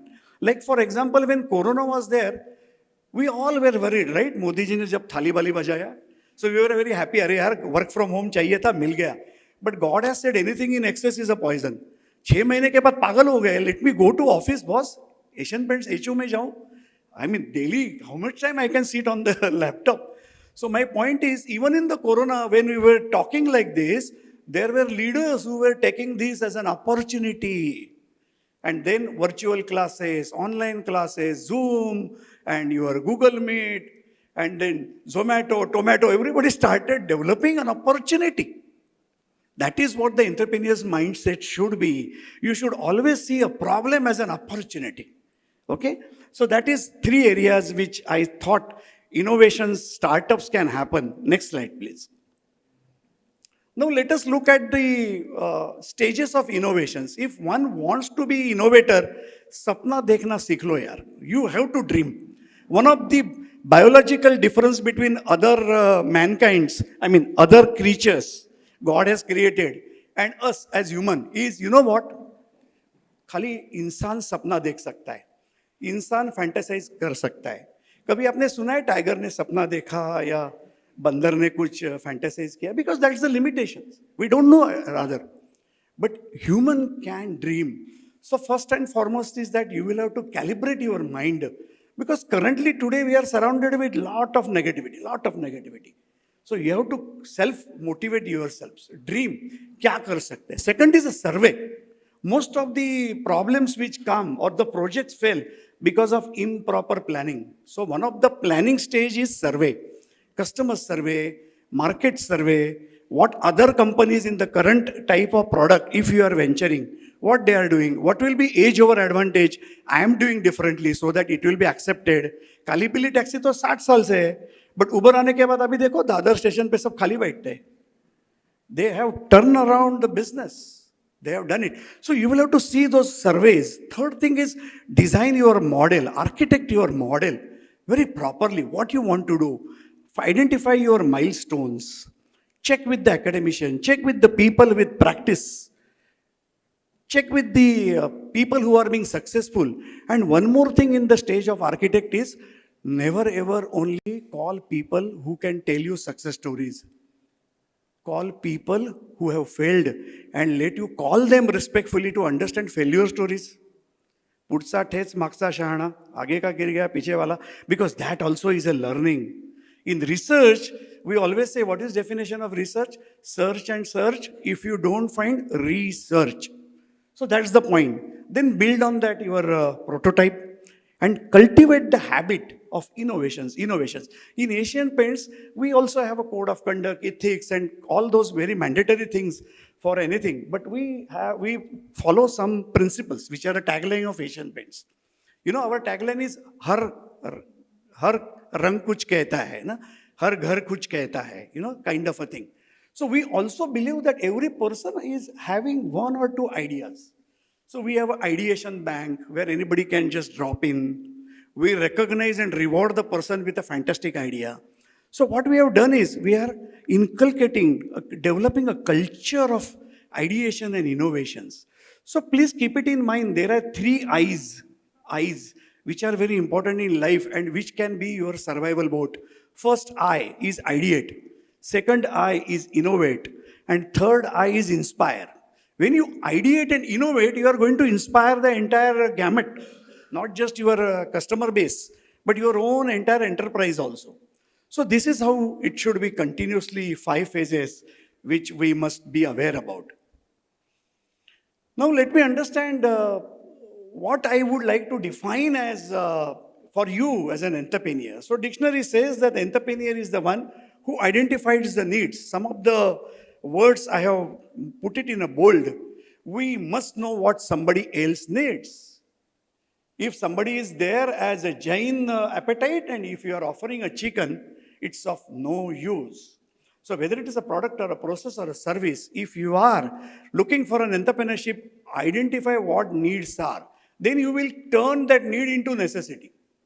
जैसे OTT platform was a need, but today it has become a necessity. Your mobiles, it was a need, it has turned into a necessity. आपका mobile गुम हो गया मतलब you feel एक kidney गिर गया किधर तो, you know, mobile is like, you know, first in the morning, your screen time is more than your family time, unfortunately. So that is how the things are happening. So innovator or entrepreneur is the one who identifies exactly needs and then appropriately take the decisions. And why entrepreneurs are required? What is importance of them? They drive innovations. I strongly feel innovation is the engine for the growth, for our knowledge, for individual as well as for our enterprise. If you are not in a position to innovate, you cannot. Like for example, you can turn into SBI and retire from SBI. Of course, they are also improving. But today HDFCs and other companies, the private banks, they have shown to us by innovations, by ideations, that banking also can be a pleasure. By the way, I am not marketing for HDFC, but I am telling you how you can do it differently. Next slide, please. Now, what are the key attributes? 5 key attributes are very important. In addition to these 5 key attributes, one of the attributes with 2 eminent speakers also touch base, I completely agree, is soft skills. देखो याद रखो दोस्तों, जिसका आवाज बड़ा वो चना बेचेगा. If you go to a Girgaon Chowpatty, 5 चना वाlas are there. Same quality, same quantity, same price. एक के पास ही गल्ला जाता है. जिसका आवाज बड़ा वो चना बेचेगा. You can have your fantastic CPU, but if your drive is wrong, you have to be a communicator. At best, you may have research papers. I'm telling you, I'm both academician as well as industry corporate person. Soft skills are also equally important, and we are facing this problem even in our institute, in ICT. Because after Corona, that things have, those who are teachers or parents, they would understand that sense of sensitivity is going down. Anyway, that's a separate topic. So in addition to the 5 key attributes, nothing can be compromisable on soft skills. That goes without saying. So let us see what are those 5. First is your vision. You cannot think of an entrepreneurship with blurred image. It has to be very clear. Your life goals, your milestones, that comes with prerequisite of surveys and other things which 5 steps I showed. Then a creativity. I have made it bold. You cannot be a routine guy and thinking about entrepreneur because mere dost ne kiya. No, don't take that risk. You have to have a mindset of right brain, creative mindsets. Third is risk taking and resilience. Indians typically are being considered as risk averse. We are all risk averse. क्योंकि हमको बचपन से ही pampering ही वैसे किया है. बेटा school पहुंचा क्या, बेटा लेक्चर लिया क्या, बेटा डब्बा खाया क्या. बेटा अभी बेटा नहीं है, बाबा है. But still we are risk averse. We are risk averse. Look at the countries which are high in innovations. Like for example, Israel, they don't call defense minister. You know what they call? War minister. Intent is clear. Khatam. Defense kya hai? So that is what the risk-taking ability is. A tiny country, I am not political about this, a tiny country, but see surrounded by so many of difficult nations, people think 100 times before attacking, if so, the Israels. Creativity, innovation, risk. So I'm just, because I'm abundant of examples being from the industry experience. So risk-taking and your resilience towards the perseverance to that. Another ability is leadership and communications. Leadership skills. You must lead the country. You must lead your company. Because gravity flows from top. If the leadership is shaky, everybody will be shaky. You know, you can't have a defense minister who have never taken a pistol in his hand. We had a General V.K. Singh in our cabinet, who himself is a retired general. You right? Mr. Netanyahu or this S. Jaishankar, they are all experts in their own games. right? Their own game. So you must have the proper leaderships. You must also be very communicative. MS Dhoni is an example. Who is the best communicator? Even when the Indian team fails to win, he's chest up. And even in that award ceremony, he says, it's my mistake. I decided this. He takes the ownership of the failures. That communication of failure is also good communication skills. People are too good in communication when everything is rosy. But when it is a difficult time, that communication of a leader, that mindset of an entrepreneur, many entrepreneurs fell, but like a phoenix, they come up again. So that ability also we should have. Adaptability and flexibility. What best example I can give? My favorite example, that Nokia. किया कुछ नहीं किया no किया adaptability, they did not adapt to the new technology. Once upon a time, when in 1996 mobile came in India, Nokia means हमारे बचपन में था fridge मतलब गोदरेज फ्रिज है ना गोदरेज फ्रिज भले कोई बराबर है 80s 70s. So now Nokia, so they did not, but Samsung took an opportunity. They were adaptable, they were flexible. Samsung, then Apple. Now, are you aware Apple का जो market cap है, that is 70 to 80% of India's GDP. One company in US. One company is US. So that's the strength because of adaptability and flexibility mindset as an attribute which entrepreneurs have. Another thing of the entrepreneurship is decision taking. Like I was very touched when Mahrukh ma'am said that she was into one company and at appropriate time in 2016 she decided to disengage. That decision also can take you to some other level. There are companies who have taken decision of selling of the unit or acquisitions or amalgamations. This decision-taking ability at right time, loha garam hai tabhi hathoda marna hai. That's also one of the attributes for entrepreneur. And of course, you are here to solve the problem. You can't talk on the problem. That's not an attribute of an entrepreneur. You have to solve the problem. You have to be a solution engineer. Next, please. So let us tell you a bit about this and I may give you examples. Vision, typically for an entrepreneur, vision is an ability to foresee opportunities. UPI की opportunities देखी, virtual classes की opportunities Byju ने देखा, food services at odd time is also Swiggy saw. Foreseeing the opportunity. Nobody is going to come that Mr. Opportunity, hello, I am opportunity, can I come in? No. You will have to tap the opportunity. So whenever you go out of a Nehru Center, you may find people struggling for something. Check for that opportunity. You can start that entrepreneurships maybe in future in that service industry. Everything need not be a process and a product. It can be a service, as I said. So ability to foresee opportunities is very, very important. And creativity, innovation in product, service, that should always be your mindset. That should always be. Are you known in your friend circle or a society culture as the incident controller? Are you being seen as a person who can give a solution? Then you have that qualities. So please build on those qualities. Example is Steve Jobs. I'm sure that instead of many Khans which we have, one of the role model is Steve Jobs for me. It makes a difference to my life यार. बाकी लोगों ने क्या किया nation building में? This person has done a nation building for his own country. He has developed a complete innovation and challenged the mobile networks. Elon Musk, person who thinks, foresees about space shuttles and space stations, and today he is nothing but a so-called pseudo-advisor to Trump government. These are the people who are live examples. Uber, another example. Who thought that Kalipili taxi will get challenged? There were many other service providers which came up other than Kalipili. But today, whenever we see app Uber leta hu. So the term has become a kind of acronym for private services. Next, please. Risk-taking ability and resilience is very important. Here, I would like to share you one story. Would you like to hear a story? Story बताऊं कुछ? हाँ? Because industry वालों को तो थोड़ा ऐसे ही बात करता हूँ. So this is a famous story which some of you may be knowing, but I love to share that about risk-taking, about resilience. Videocon was a company, Venugopal Dhup, you know Venugopal Dhup.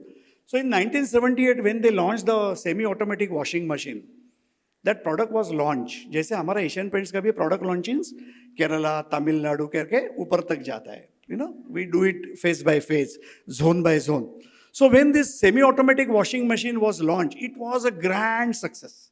काम वाली by का झंझट नहीं, क्योंकि आजकल that is also challenge for entrepreneur, talent retention as well as availability of talent. Okay, so it was a grand success. वो धोखा system नहीं, everything was clear, dried, semi-dried, and everything was ready in 2 hours. But when that product got launched in Punjab, there were a lot of complaints reaching Videocon कि आपका tub leak हो रहा है, tub leak हो रहा है, tub leak हो रहा है. सो Venugopal Dhoot and team thought कि ये पूरा इंडिया में ठीक हो गया, ये क्या कर रहे हैं सरदार लोग मशीन के साथ. So they sent their quality customer-centric team person, and he went to Punjab to see the customer complaint site, and he called up Videocon. अरे सर ये तो टब में लस्सी बनाते हैं, you know. So जैसे मुंबई में चाय है, वड़ा पाव है, so पंजाब में when you go they make lassi. So they thought that is how the customer pulse, nadi pariksha you should do. Opportunities never come. I am here, I am here. So Venugopal Dhutt said, come on. He did not say that customer, you are fool, you are using products for unintended use. They said, come on, wait, और देख लो कितने लोग ये सब करते हैं. So that person was asked to stay. He made a survey, 1, 2, 3, 4, 5, अपना statistics वाला, and he said 65% of the washing machines, our washing machines, क्योंकि हर 100 मीटर में लस्सी है, और पंजाब में लस्सी ऐसी मिलती है ना, ऐसे रहते हैं ना सब, अपना जैसा नहीं है कटिंग, उधर कटिंग कुछ नहीं है, full. So they said, everybody use the washing machine. He said, please come back. You have given me a fantastic idea. You have given me an opportunity. So Mr. Dhutt then calls upon, this is a printed case study. He calls engineering team, marketing team, and experts, so that, then he removes the spinner. Spinner का तो कुछ काम नहीं है लस्सी में. Then he made that gasket as a food grade. Gasket भी full proof, leak proof, सब कुछ किया. And in 1981 they launched at 2100 rupees. लड़की बहन को भी इतने ही मिलने वाले हैं 2100 rupees washing machine के बदले लस्सी making machine. Opportunities, taking a risk. So at times, one of the attributes of entrepreneurship is when you see a customer complaint, don't panic. Customer complaints also are the source of input. Because everyone is a customer, everyone has a customer. That's the point. So instead of reading this, I thought एक story बताऊं तो ध्यान में हमेशा रहेगी. So example is Jeff Bezos from Amazon, Sarah Blankley. She was the one who started Spanx. She concentrated on intimate wear, innerwears, swimsuit, designing swimsuits. Some hatke ही किया. Everybody is going on apparels. She thought of something which are inner apparels. So there are people who think differently. Examples in India can be OTTs. Who thought, एक ज़माने में तो DD1, DD2 था, then we have 100+ channels, and then came Netflix, then came all that things. Today you have a movie, instead of going there and getting a popcorn of 1,000 rupees now plus GST, madam has added GST, you can see it on a OTT with subscription. So that has become, so all high-end services are the best example of risk taking, where India never thought कि high value end products भी ले लेंगे. But there are customers who are looking for that kind of a thing. Next, please. Yeah. So we will talk about leaderships and communications. Leadership has to be the one which inspires. As I said, 3 I's: ideate, innovate, and inspire. If you don't inspire, people will not like it. It has to add a value to that. Communication, convey ideas, then encourage people to give ideas. Example is Oprah Winfrey, Richard Branson, Virgin Group. You know, if you know even Captain Gopichan, who thought about a low-end aviation, you know, Deccan Airways, people who think something, the entrepreneurs, he saw that people are not interested in a fancy dress, air hostess and kind of etiquettes, mannerism. He said people are looking for value for money. और Deccan Airways में वड़ा पाव भी मिलता था. I have tested it that time. Of course, it did not survive because of the whatever reasons. But there are opportunities which you can do. Nano car. When Ratanji Tata looked one family riding on a bike, 4 members of a family, he thought, why can't I make a car which is 1 lakh rupees car? And he decided top to bottom approach. 1 lakh में car बनाना है, nano. So these are all examples. So nano technology क्या nano car उससे पहले आ गया. So Videocon story is very famous. Next. So adaptability and flexibility. बस adaptability and flexibility में एक हमेशा मेरा famous एक कोड बोलता हूँ. If you remember the old currency notes, demonetization के पहले, वहाँ महात्मा गांधी नोट पे ऐसे देखते थे. New currency note में left में देखते हैं. See, Bapu has changed, who are we? So I always say that change is the only constant. Accept the change. वो ऐसा क्यों वैसा क्यों, कस्टमर बिहेवियर चेंज हो गया. You have to accept. Even in currency note, right to left, बापूजी देखने लगे तो हुआ हुई. So please, one of the thing which is very important is never resist the change. Change is the only constant. That mindset of an attribute also entrepreneurs should always have. UPI payment. Somebody was talking, क्या होगा? Medical services apps. You have med services app, Practo and Pharma Easy. Who thought 10 years back? People are there who you can link to your appointment, you can have a tele appointment, teleconsultations. Next. So I will take 2 minutes now. So decision making, make the choices which are well informed. Problem solving, address challenges, but with innovations. Example is Larry Page. Earlier he was with Google, and the one who is currently with Sergey Brin. Today, whenever you have a problem, there is a Google master, which Dinesh ji used the word.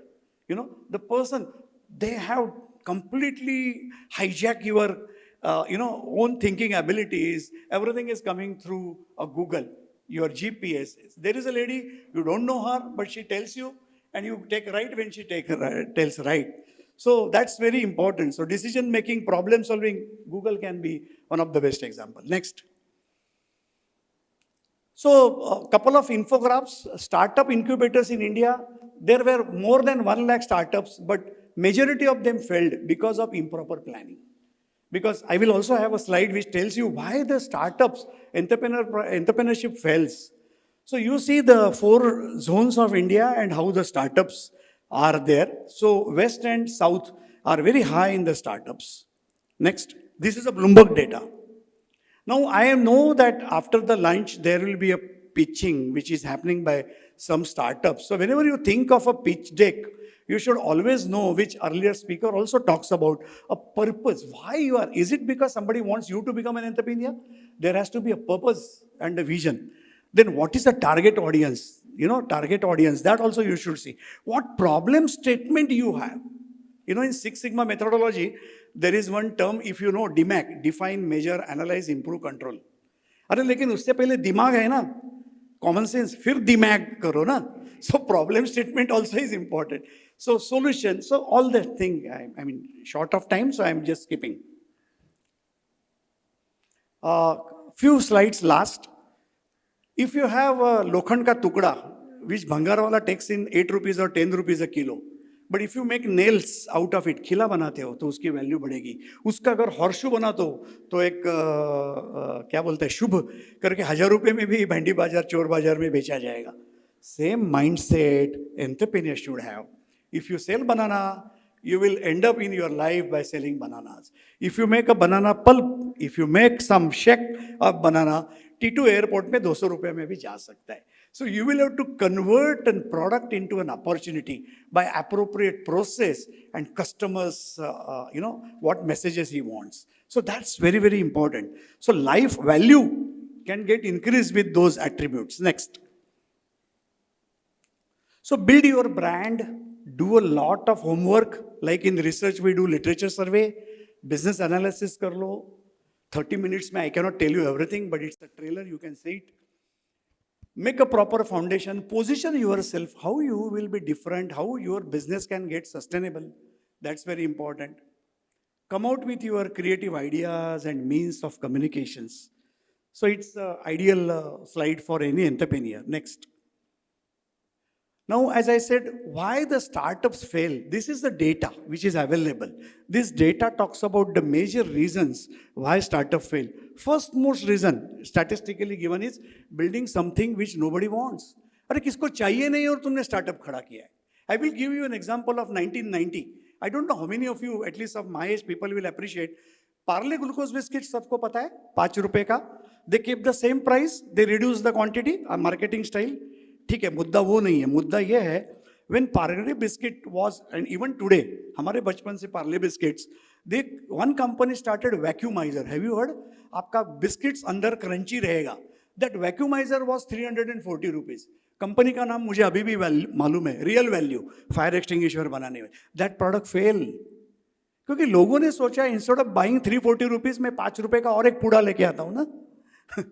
So make startup fail because nobody wanted that. So always you should see. Second reason is hiring poorly. Asian Paints का one principle है, and even though I am retired now, but I will acknowledge gratitude is the best virtue. We hire for attitude and we train for skills. Entrepreneurs कभी ये गलती मत करना, where you train, hire for skills, but if he is with bad attitude, he will screw up entire your this thing, right? Even शादी के matrimony में भी ये same slogan, you can be hire for the attitude and train for the skills. याद रखना, उल्टा करोगे kill, skill से yes निकल जाएगा. Third reason, lack of focus. If you don't have people with focus, so there are various reasons where the startups are failing. So take care of it. These are all speed breakers. पहले ही मैं signal दे रहा हूँ, speed breaker आ गया है. Next, last 2 slides, I think. Startup funding, there are a lot of funding zones. Pre-seed funding, when your ideation happens, then seed funding. We are going to hear one successful entrepreneur. So he will talk possibly about how he struggled to get a finance. पैसा तो चाहिए ना boss, सब song लेके आ सकते हैं, पैसे का नहीं, हेल्थ का नहीं. So that there are various opportunities in India now. There is a different ministry for startups which have come up. There is recently in union budget heavy funding and this thing which has come up. Next, please. 10 types of innovations. Again, the innovations can happen through your service. It can happen in your channel of transportation. It can happen with your branding. It can happen with respect to something new in a process, जो Uber or Ola ने किया. It can happen in a different structure. It can be your network. I remember Dinesh ji use about word network. I always say, याद रखो दोस्तों, network is net worth. जनसंपर्क ही आपका काम में आएगा. आदमी मरता है तो भी 4 आदमी लगता है उठाने को. Okay, network, make a good network. As she also said, if you talk, people should listen, not hear. हम लोग तो सुनते तो है. Listen means with concentration, with purpose. So network is also a network. Next. So to recap, entrepreneurs shape industries and society. Entrepreneurs make nation building. You are going to be different, all of you. I'm damn sure you will soon have a successful stall here of not just an ideation, but commissioned enterprise. Developing entrepreneurship attribute is very essential. There is a tremendous pressure on job market. Today only in paper it has come, even in Harvard business schools, the placements are a challenge. Forget JBIMS and ICT. Because artificial intelligence is going to take all your AI is open AI. Opportunities are closed. Who open ho gaya, opportunity closed. So best way, take this as a challenge, opportunity to enterprise into something. And start nurturing these skills today. Yeah, next. Thanks. Let us witness India getting transformed into developed Bharat if you really want to go from India to Bharat, local to global. Start and remember these 3 I's in addition to 5 Pandavas and some stories which I told you. Ideate, ideate, ideate, innovate, innovate, innovate, and inspire others, inspire others, inspire others. Thank you.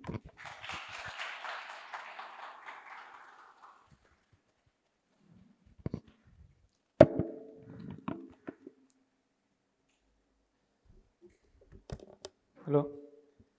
Now I would request Professor Padma Devarajan to felicitate Dr. Heman Joglekar.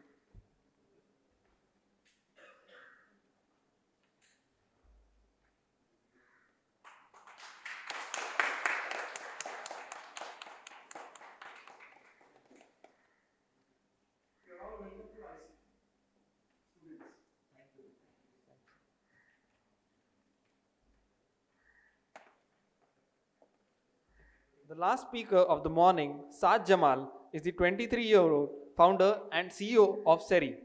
CiiA is building an AI growth engine for consumer brands. Saad has successfully scaled CiiA profitably to earn 2.5 crores in the last 1.5 years after graduating from ICT Mumbai in 2022. Welcome, sir.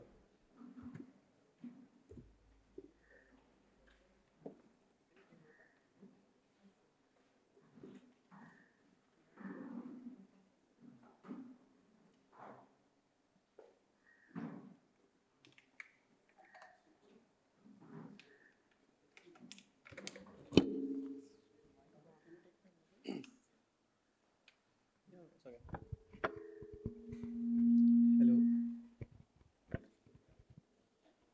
Hello, good morning, everyone. So I'm Saad. I'm founder and CEO at CiiA. And today I don't have much to share with you. Just my 2 cents on failure and 3 stories about what to do when you are facing a failure. So actually, the title of the talk which I'm about to give is about failure to success. But I think the way all of us think about failure is not the right way. So when anybody fails, people tell them that failure is a good thing. It's a stepping stone to success. And I disagree. Failure is not a stepping stone to success. It's inevitable if you are trying anything new. There's no way to avoid failure. Only way to avoid failure is to continue to do easy things. I mean, you would never fail to recall alphabets because it's super easy. If you're trying something which is super hard, which is important enough, you are bound to fail. But don't mistake failures to be a very good teacher. Failure is a teacher, like, for example, you are lost in a sea. You decided to go 30 degrees north and you failed. So, the only thing the failure taught you is you should not go 30 degrees north. You still don't know where to go. So, failures don't teach you anything. But importantly, if you are very keen, you can likely learn from failures and how you can navigate failures. So it's important to know. So the first story is when I was doing my first tech startup. I was, I think, 19, 20 years old. And we had recently raised money from an angel investor. We were super happy we had enough money in the accounts. However, as we would continue to do market research, it was during end of the COVID, and the business I was in was a online teaching tools business. We were selling online teaching tools to schools because we identified a need that they need online teaching tools because they can't teach offline. So now during end of the COVID, as we were talking to more and more teachers, I noticed the pattern. Most of the teachers were super excited about the opportunity to go back and teach offline, and they were super happy about it.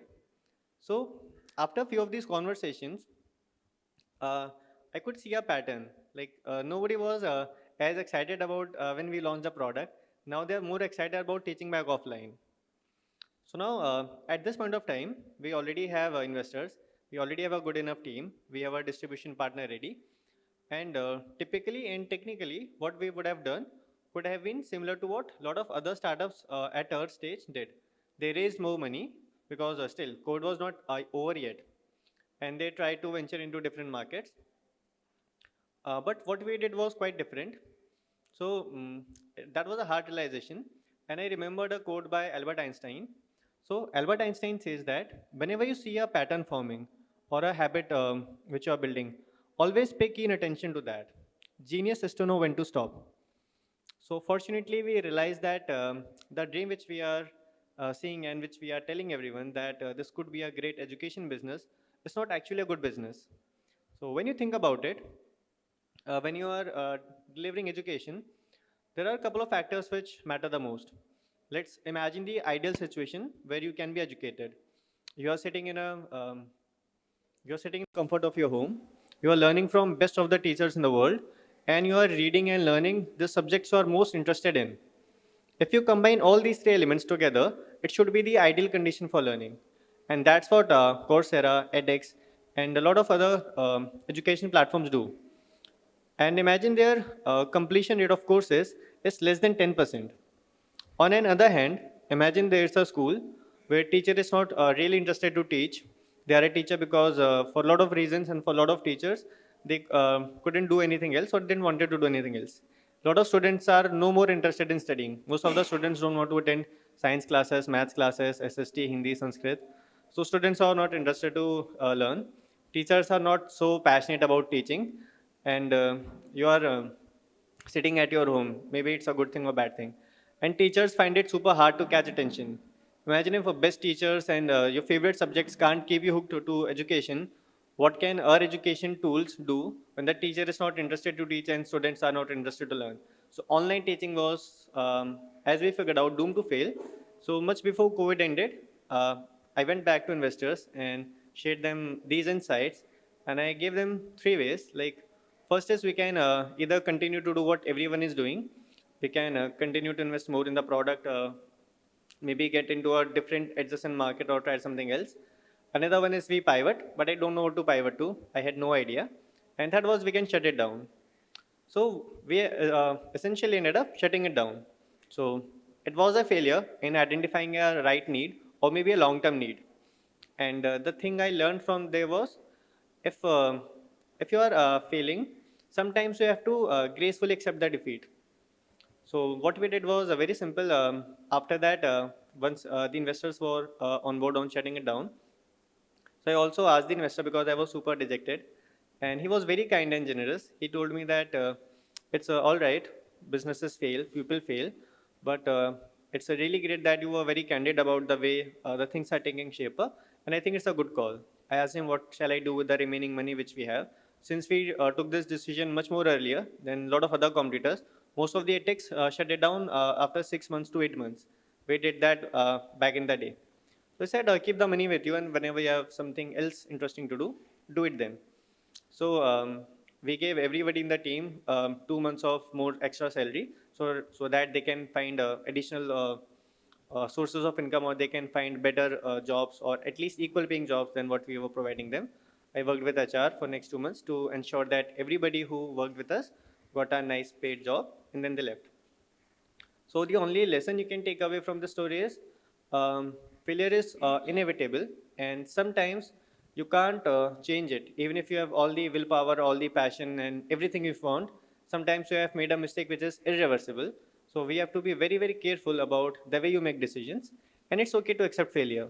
Everybody is bound to fail at some point, especially if you're trying something new. Then fast forward, it's time for the next story. And this is about the time when we were doing really good.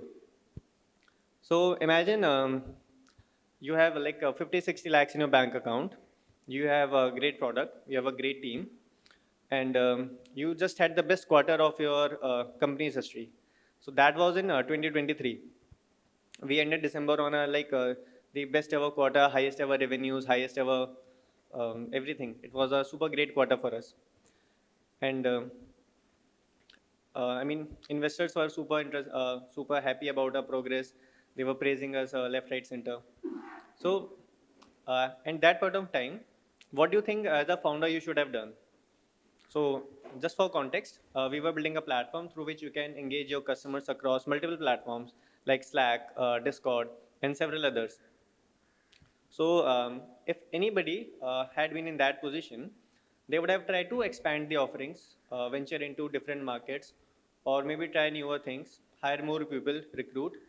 But what I did was exactly opposite. I told my team that we need to cut down the product. Cut down in the sense that instead of building one platform where you can have all the engagement channels, let's focus on one particular channel and remove all others. Because when I was talking to customers, I realized most of the customers are using either only one channel. There are hardly any customers who are using two channels. And because we're building for all the channels together, it is taking a lot of time for a technical team to build and iterate. Because every time you're building something, you have to make sure that every feature you make is consistent with data privacy policies and technical architecture of different channels, let's say WhatsApp, SMS, calling, other things. So it was taking a lot of time to develop the product. Another thing which I realized was, which I didn't had a very good idea about earlier, about the requirement of working capital in the business we are in. So I could easily see that if we continue to grow at the pace we are growing, very soon we would run out of working capital and we won't be able to scale the business. And since we are back then we were not a profitable business, if we don't raise funds, we would be bound to fail. So instead of being super happy and excited about the best quarter we had, we decided to downsize our tech team. I mean, downsizing tech team when everything is going right is not a really recommended move. Another thing we did was everybody wants to build all platforms in one. We already had a product which had all the engagement channels in one. We decided to give it a pause and start afresh by building different products for different channels. And another thing we did, we already had money in the bank account, but we still raised a bridge round at the same valuation, which we had last time, in spite of having tremendous growth.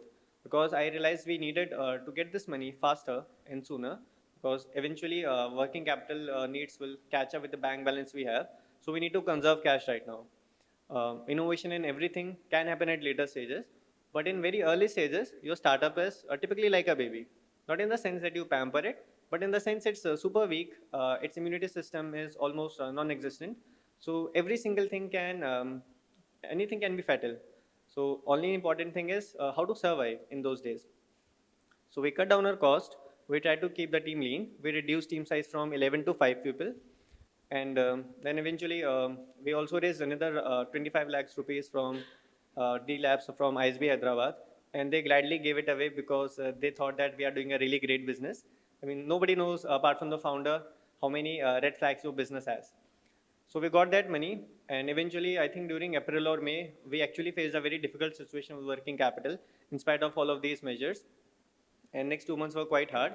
But since we already were prepared for it, and we already had started taking financial discipline actions like reducing expenses, reducing team size. So fortunately, on June, we became profitable.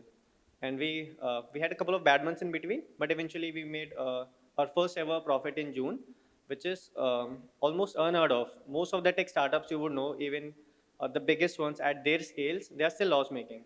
So it's a great move that we made profits, and we continue to grow 40% month over month average, which is crazy great. I mean, even the best of the companies typically grow in like 5%, 10% year over year, 15% year over year. Imagine 40% month over month. So since last year till this year, we already have grown 5x. So another thing is, even when you are successful, you should not be overexcited. So the only lesson from this is, even if you are in good times of your career, everything is looking that it's gonna go smooth. And especially if you're an entrepreneur, always remember, everything which can go wrong goes wrong, and you have to be prepared for it. There's nothing you can do. Your excitement or your sadness should not be related to your business. You have to be very detached from your business, and you should try to avoid listening to what people tell you, because when you are successful, people stop disagreeing with you. And especially as a founder, the good and bad part is people don't disagree with you loudly. They would like sometimes raise their concerns, and if they don't think they are heard, they would quietly leave. They won't like fight against you. So you have to be very very observant and very keen to listen to what actually is happening in your business.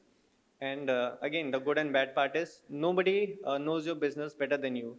Nobody knows the nuances, the complexities. Nobody can predict what's going to happen better than you. Of course, your predictions are always, in my case, most of my predictions are wrong. I have never been able to predict my revenues accurately, like any of the months. But it's like in general trajectory, only you can predict. Nobody else has enough context, and nobody has enough time to think about your business 24/7. So always take that into account, that even if you're being on a good run, if you are having a good time, be very, very careful and mindful, because one single mistake can still change your fate. Now the third story is very, very recent, about last quarter. So now this is another interesting story, because we did something super different again. So last year, so again, when we were facing these cash flow issues, I went to Dubai, and I was exploring business opportunities over there, and especially trying to figure out if Dubai could be a high margin country where we can have more better margins so that we can improve our profitability, and if we can have better prepaid customers. India customers don't pay on time. Till date, we have a customer who is a kind of famous consumer brand in education space, who have approximately 10 lakhs they need to pay us, and they might go bankrupt. So we may never be able to collect that. And at our stage, 10 lakhs is a good enough amount. We require that kind of money.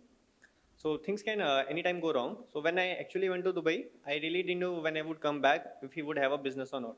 But there was no other option. We needed working capital, and working capital is still a very big challenge for us as a small startup.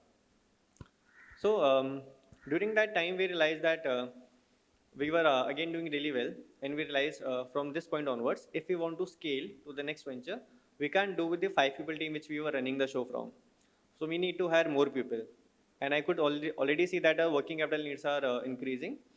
And this time, since we have scaled up, Now we are not doing, let's say 1 or 2 lakhs a month of revenue. We were doing like comfortably 30 lakhs per month of revenues.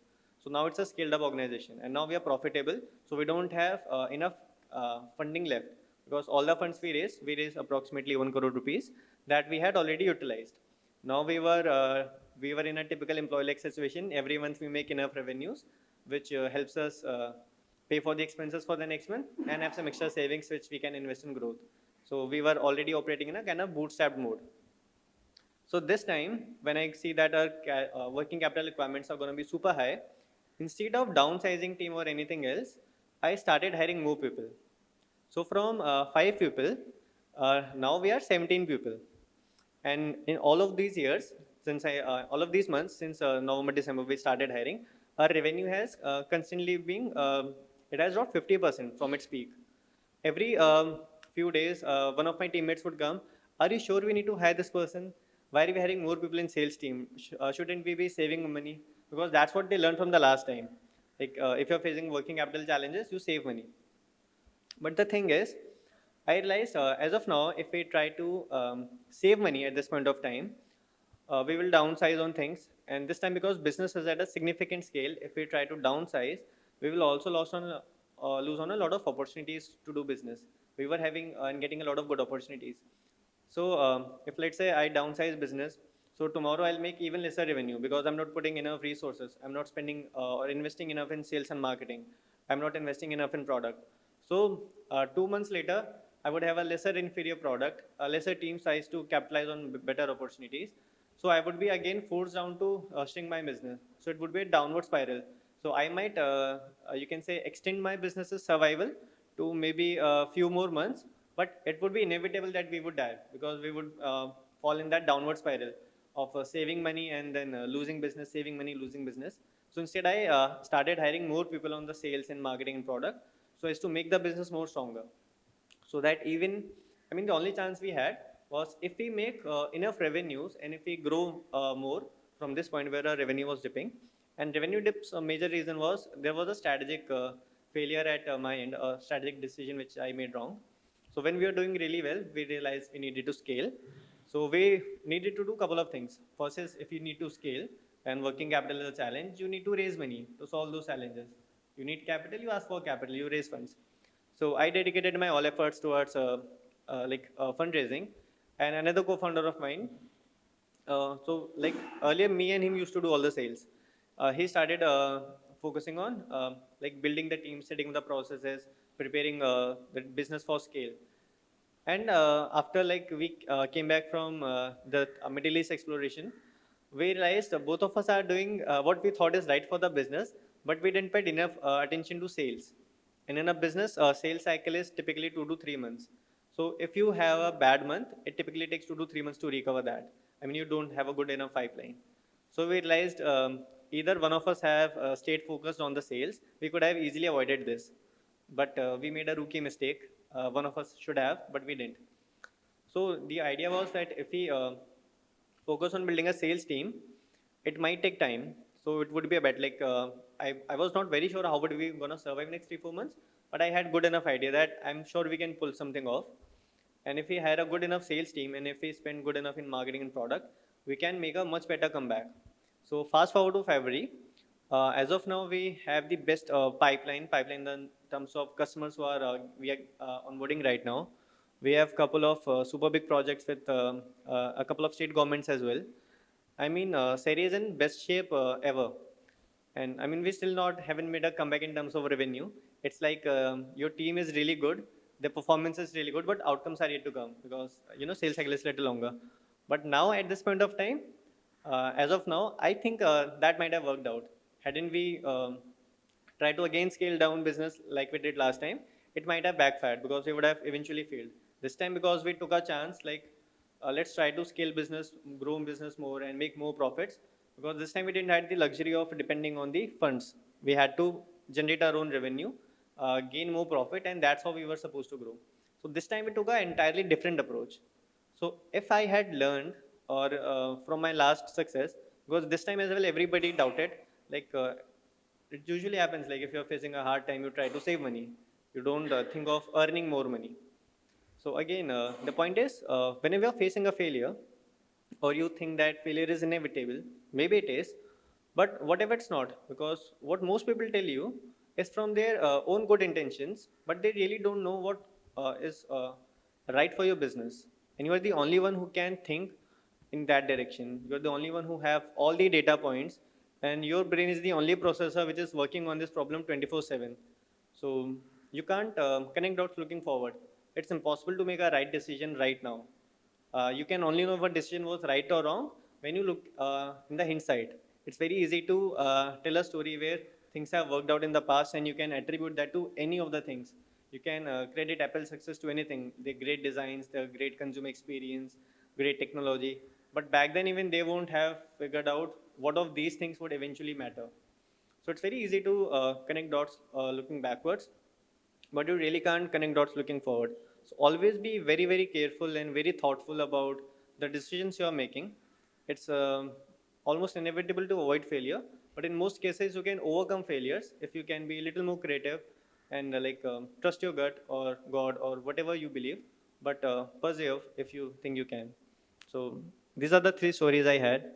I hope you got something out of it. Thank you.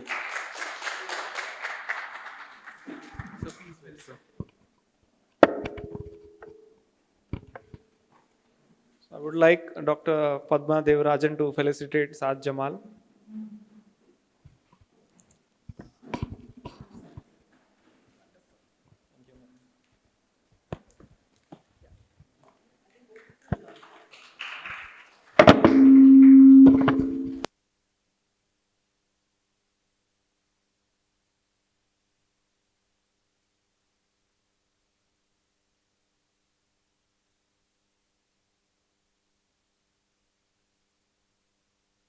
I would like to invite Mr. Umesh Rathod to share a few words with us. Mr. Umesh Rathod, who heads the Innovation Center, Western Region, Maharashtra and Goa for the IACTE's Ministry Education, Innovation Cells has been in the global entrepreneur ecosystem for over 14 years. An alumnus of IIM Calcutta in public policy, he is an author of successful books like The Fun of Being in a Startup, Startup Chanakya, Startup Theories, Examples and Activities. He is also a passionate faculty and researcher in entrepreneurship, innovation, strategy and marketing. His dedication to fostering innovation and entrepreneurship is evident through his roles as a mentor of change with Niti Aayog's Atal Innovation Mission, NASDAQ Entrepreneurship Center, Mass Challenge Switzerland, National Entrepreneurship Network, CiiA, Startup India, and other esteemed organizations. He has been recognized with prestigious accolades, including the Maharashtra Ratna Puraskar, Rex Karamveer Chakra Award, and Rex Karamveer Fellowship, Nation Builder Award, Karamveer Bhaurao Patil Award, and Global Teaching Excellence Award. Welcome, sir.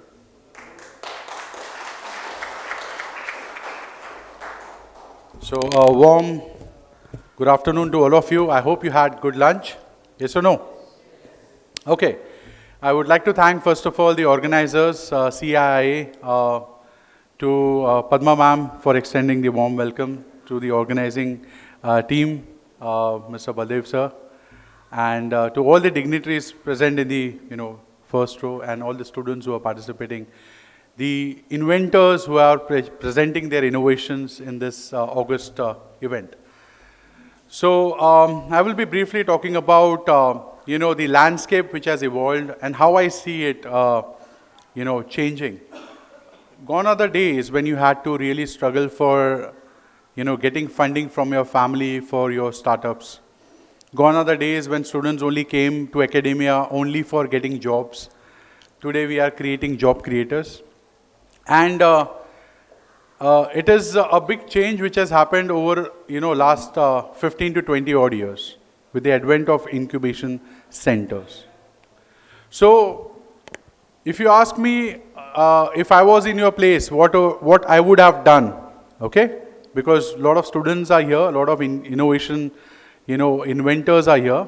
So I'll talk it from the perspective of a student. What are the steps you can take to make your dream a success as an entrepreneur? So first of all, if you are in first or second year, I would expect you to try out many ideas. Why you should try out many ideas when you are young? because you don't have any responsibilities now. By the time you are in third year or fourth year, you will be having some kind of a push to get into placements, to go for jobs. Maybe your parents have taken some loans for your education, then you'll have to think of paying them off early. As an entrepreneur, you will have to be a good risk mitigator. And from a student perspective, you have a lot of things within the academia now. You have labs.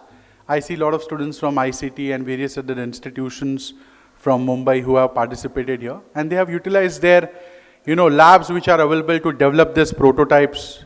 Maybe they'll be also going for invention, patenting. So there'll be IPs also being created. And then pitching these ideas to the incubation centers. If I ask you how many incubation centers are there in the country, can you give me a number? How many do you think would be there? Yes?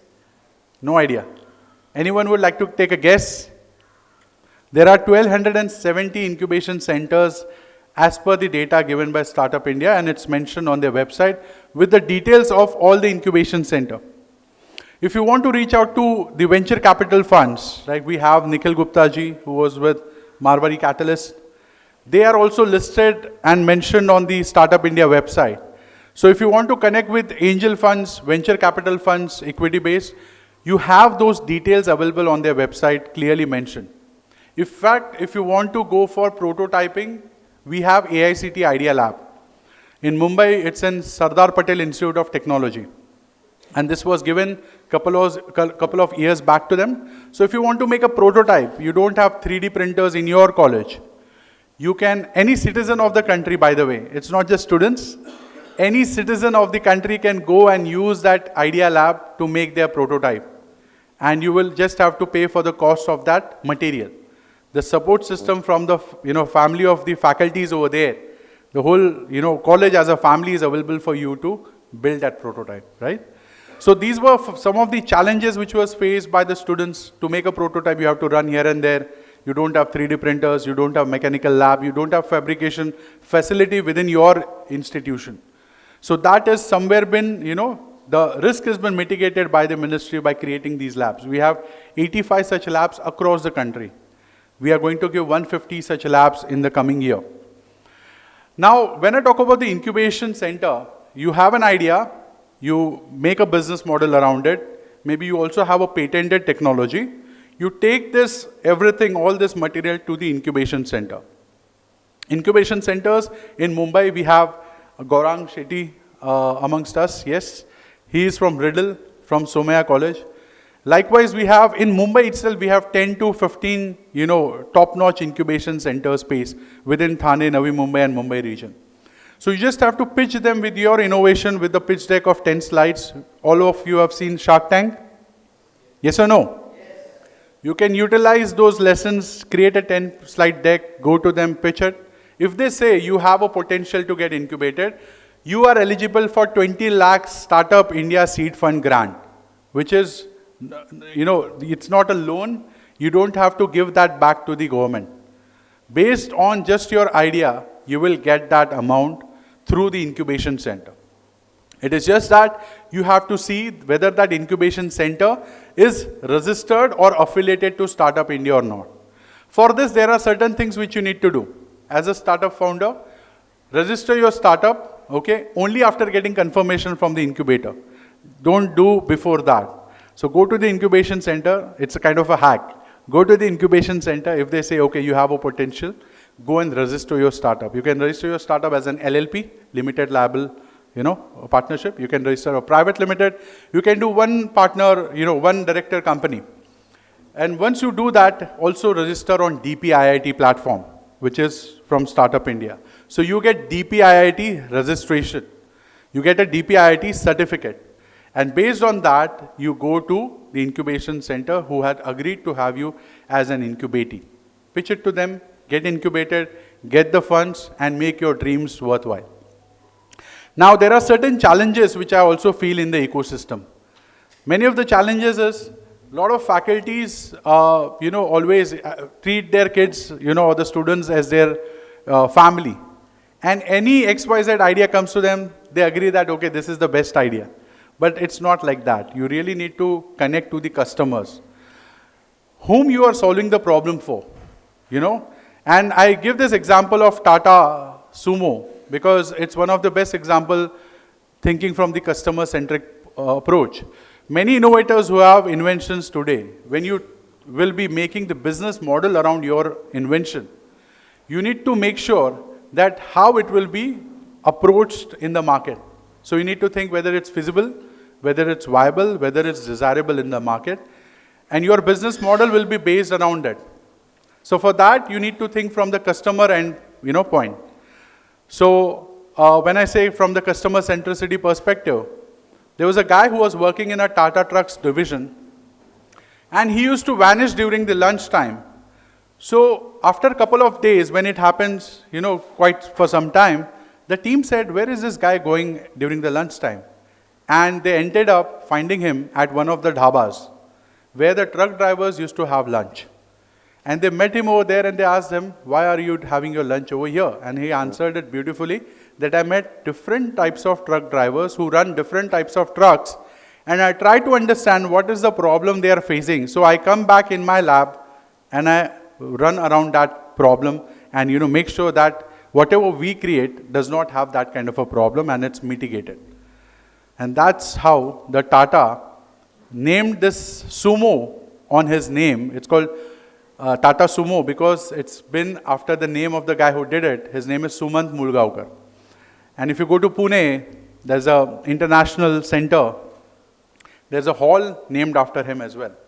So it's really important that as an inventor, it looks good. People are watching our inventions, but we don't have to stop there.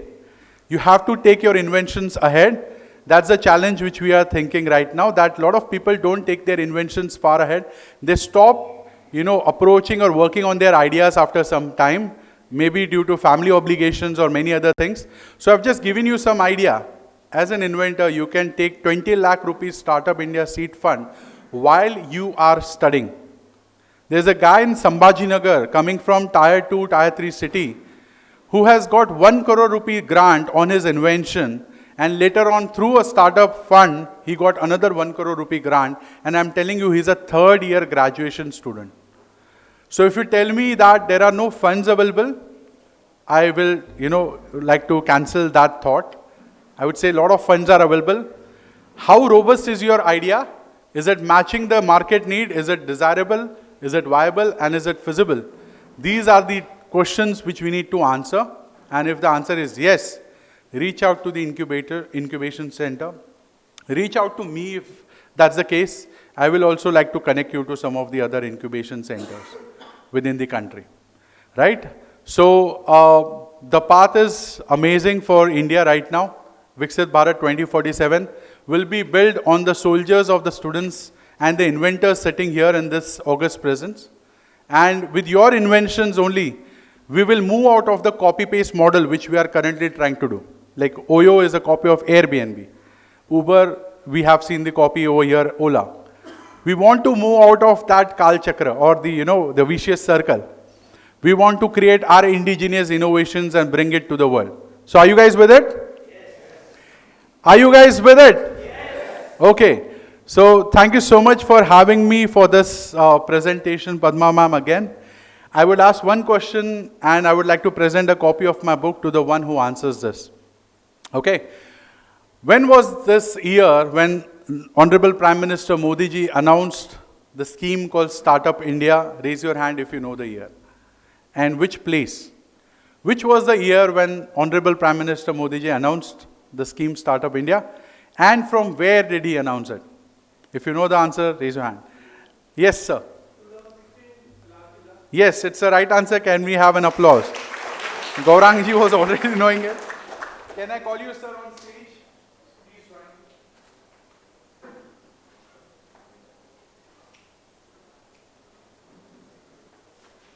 Please come, sir. So, a very correct answer, quick answer. Can we have an applause for him?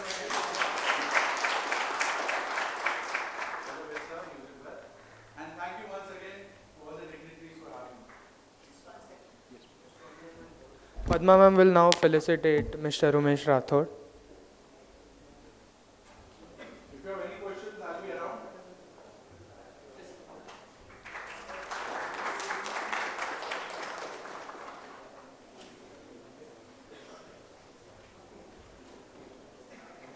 With this, let's conclude the first session for the day and adjourn for lunch.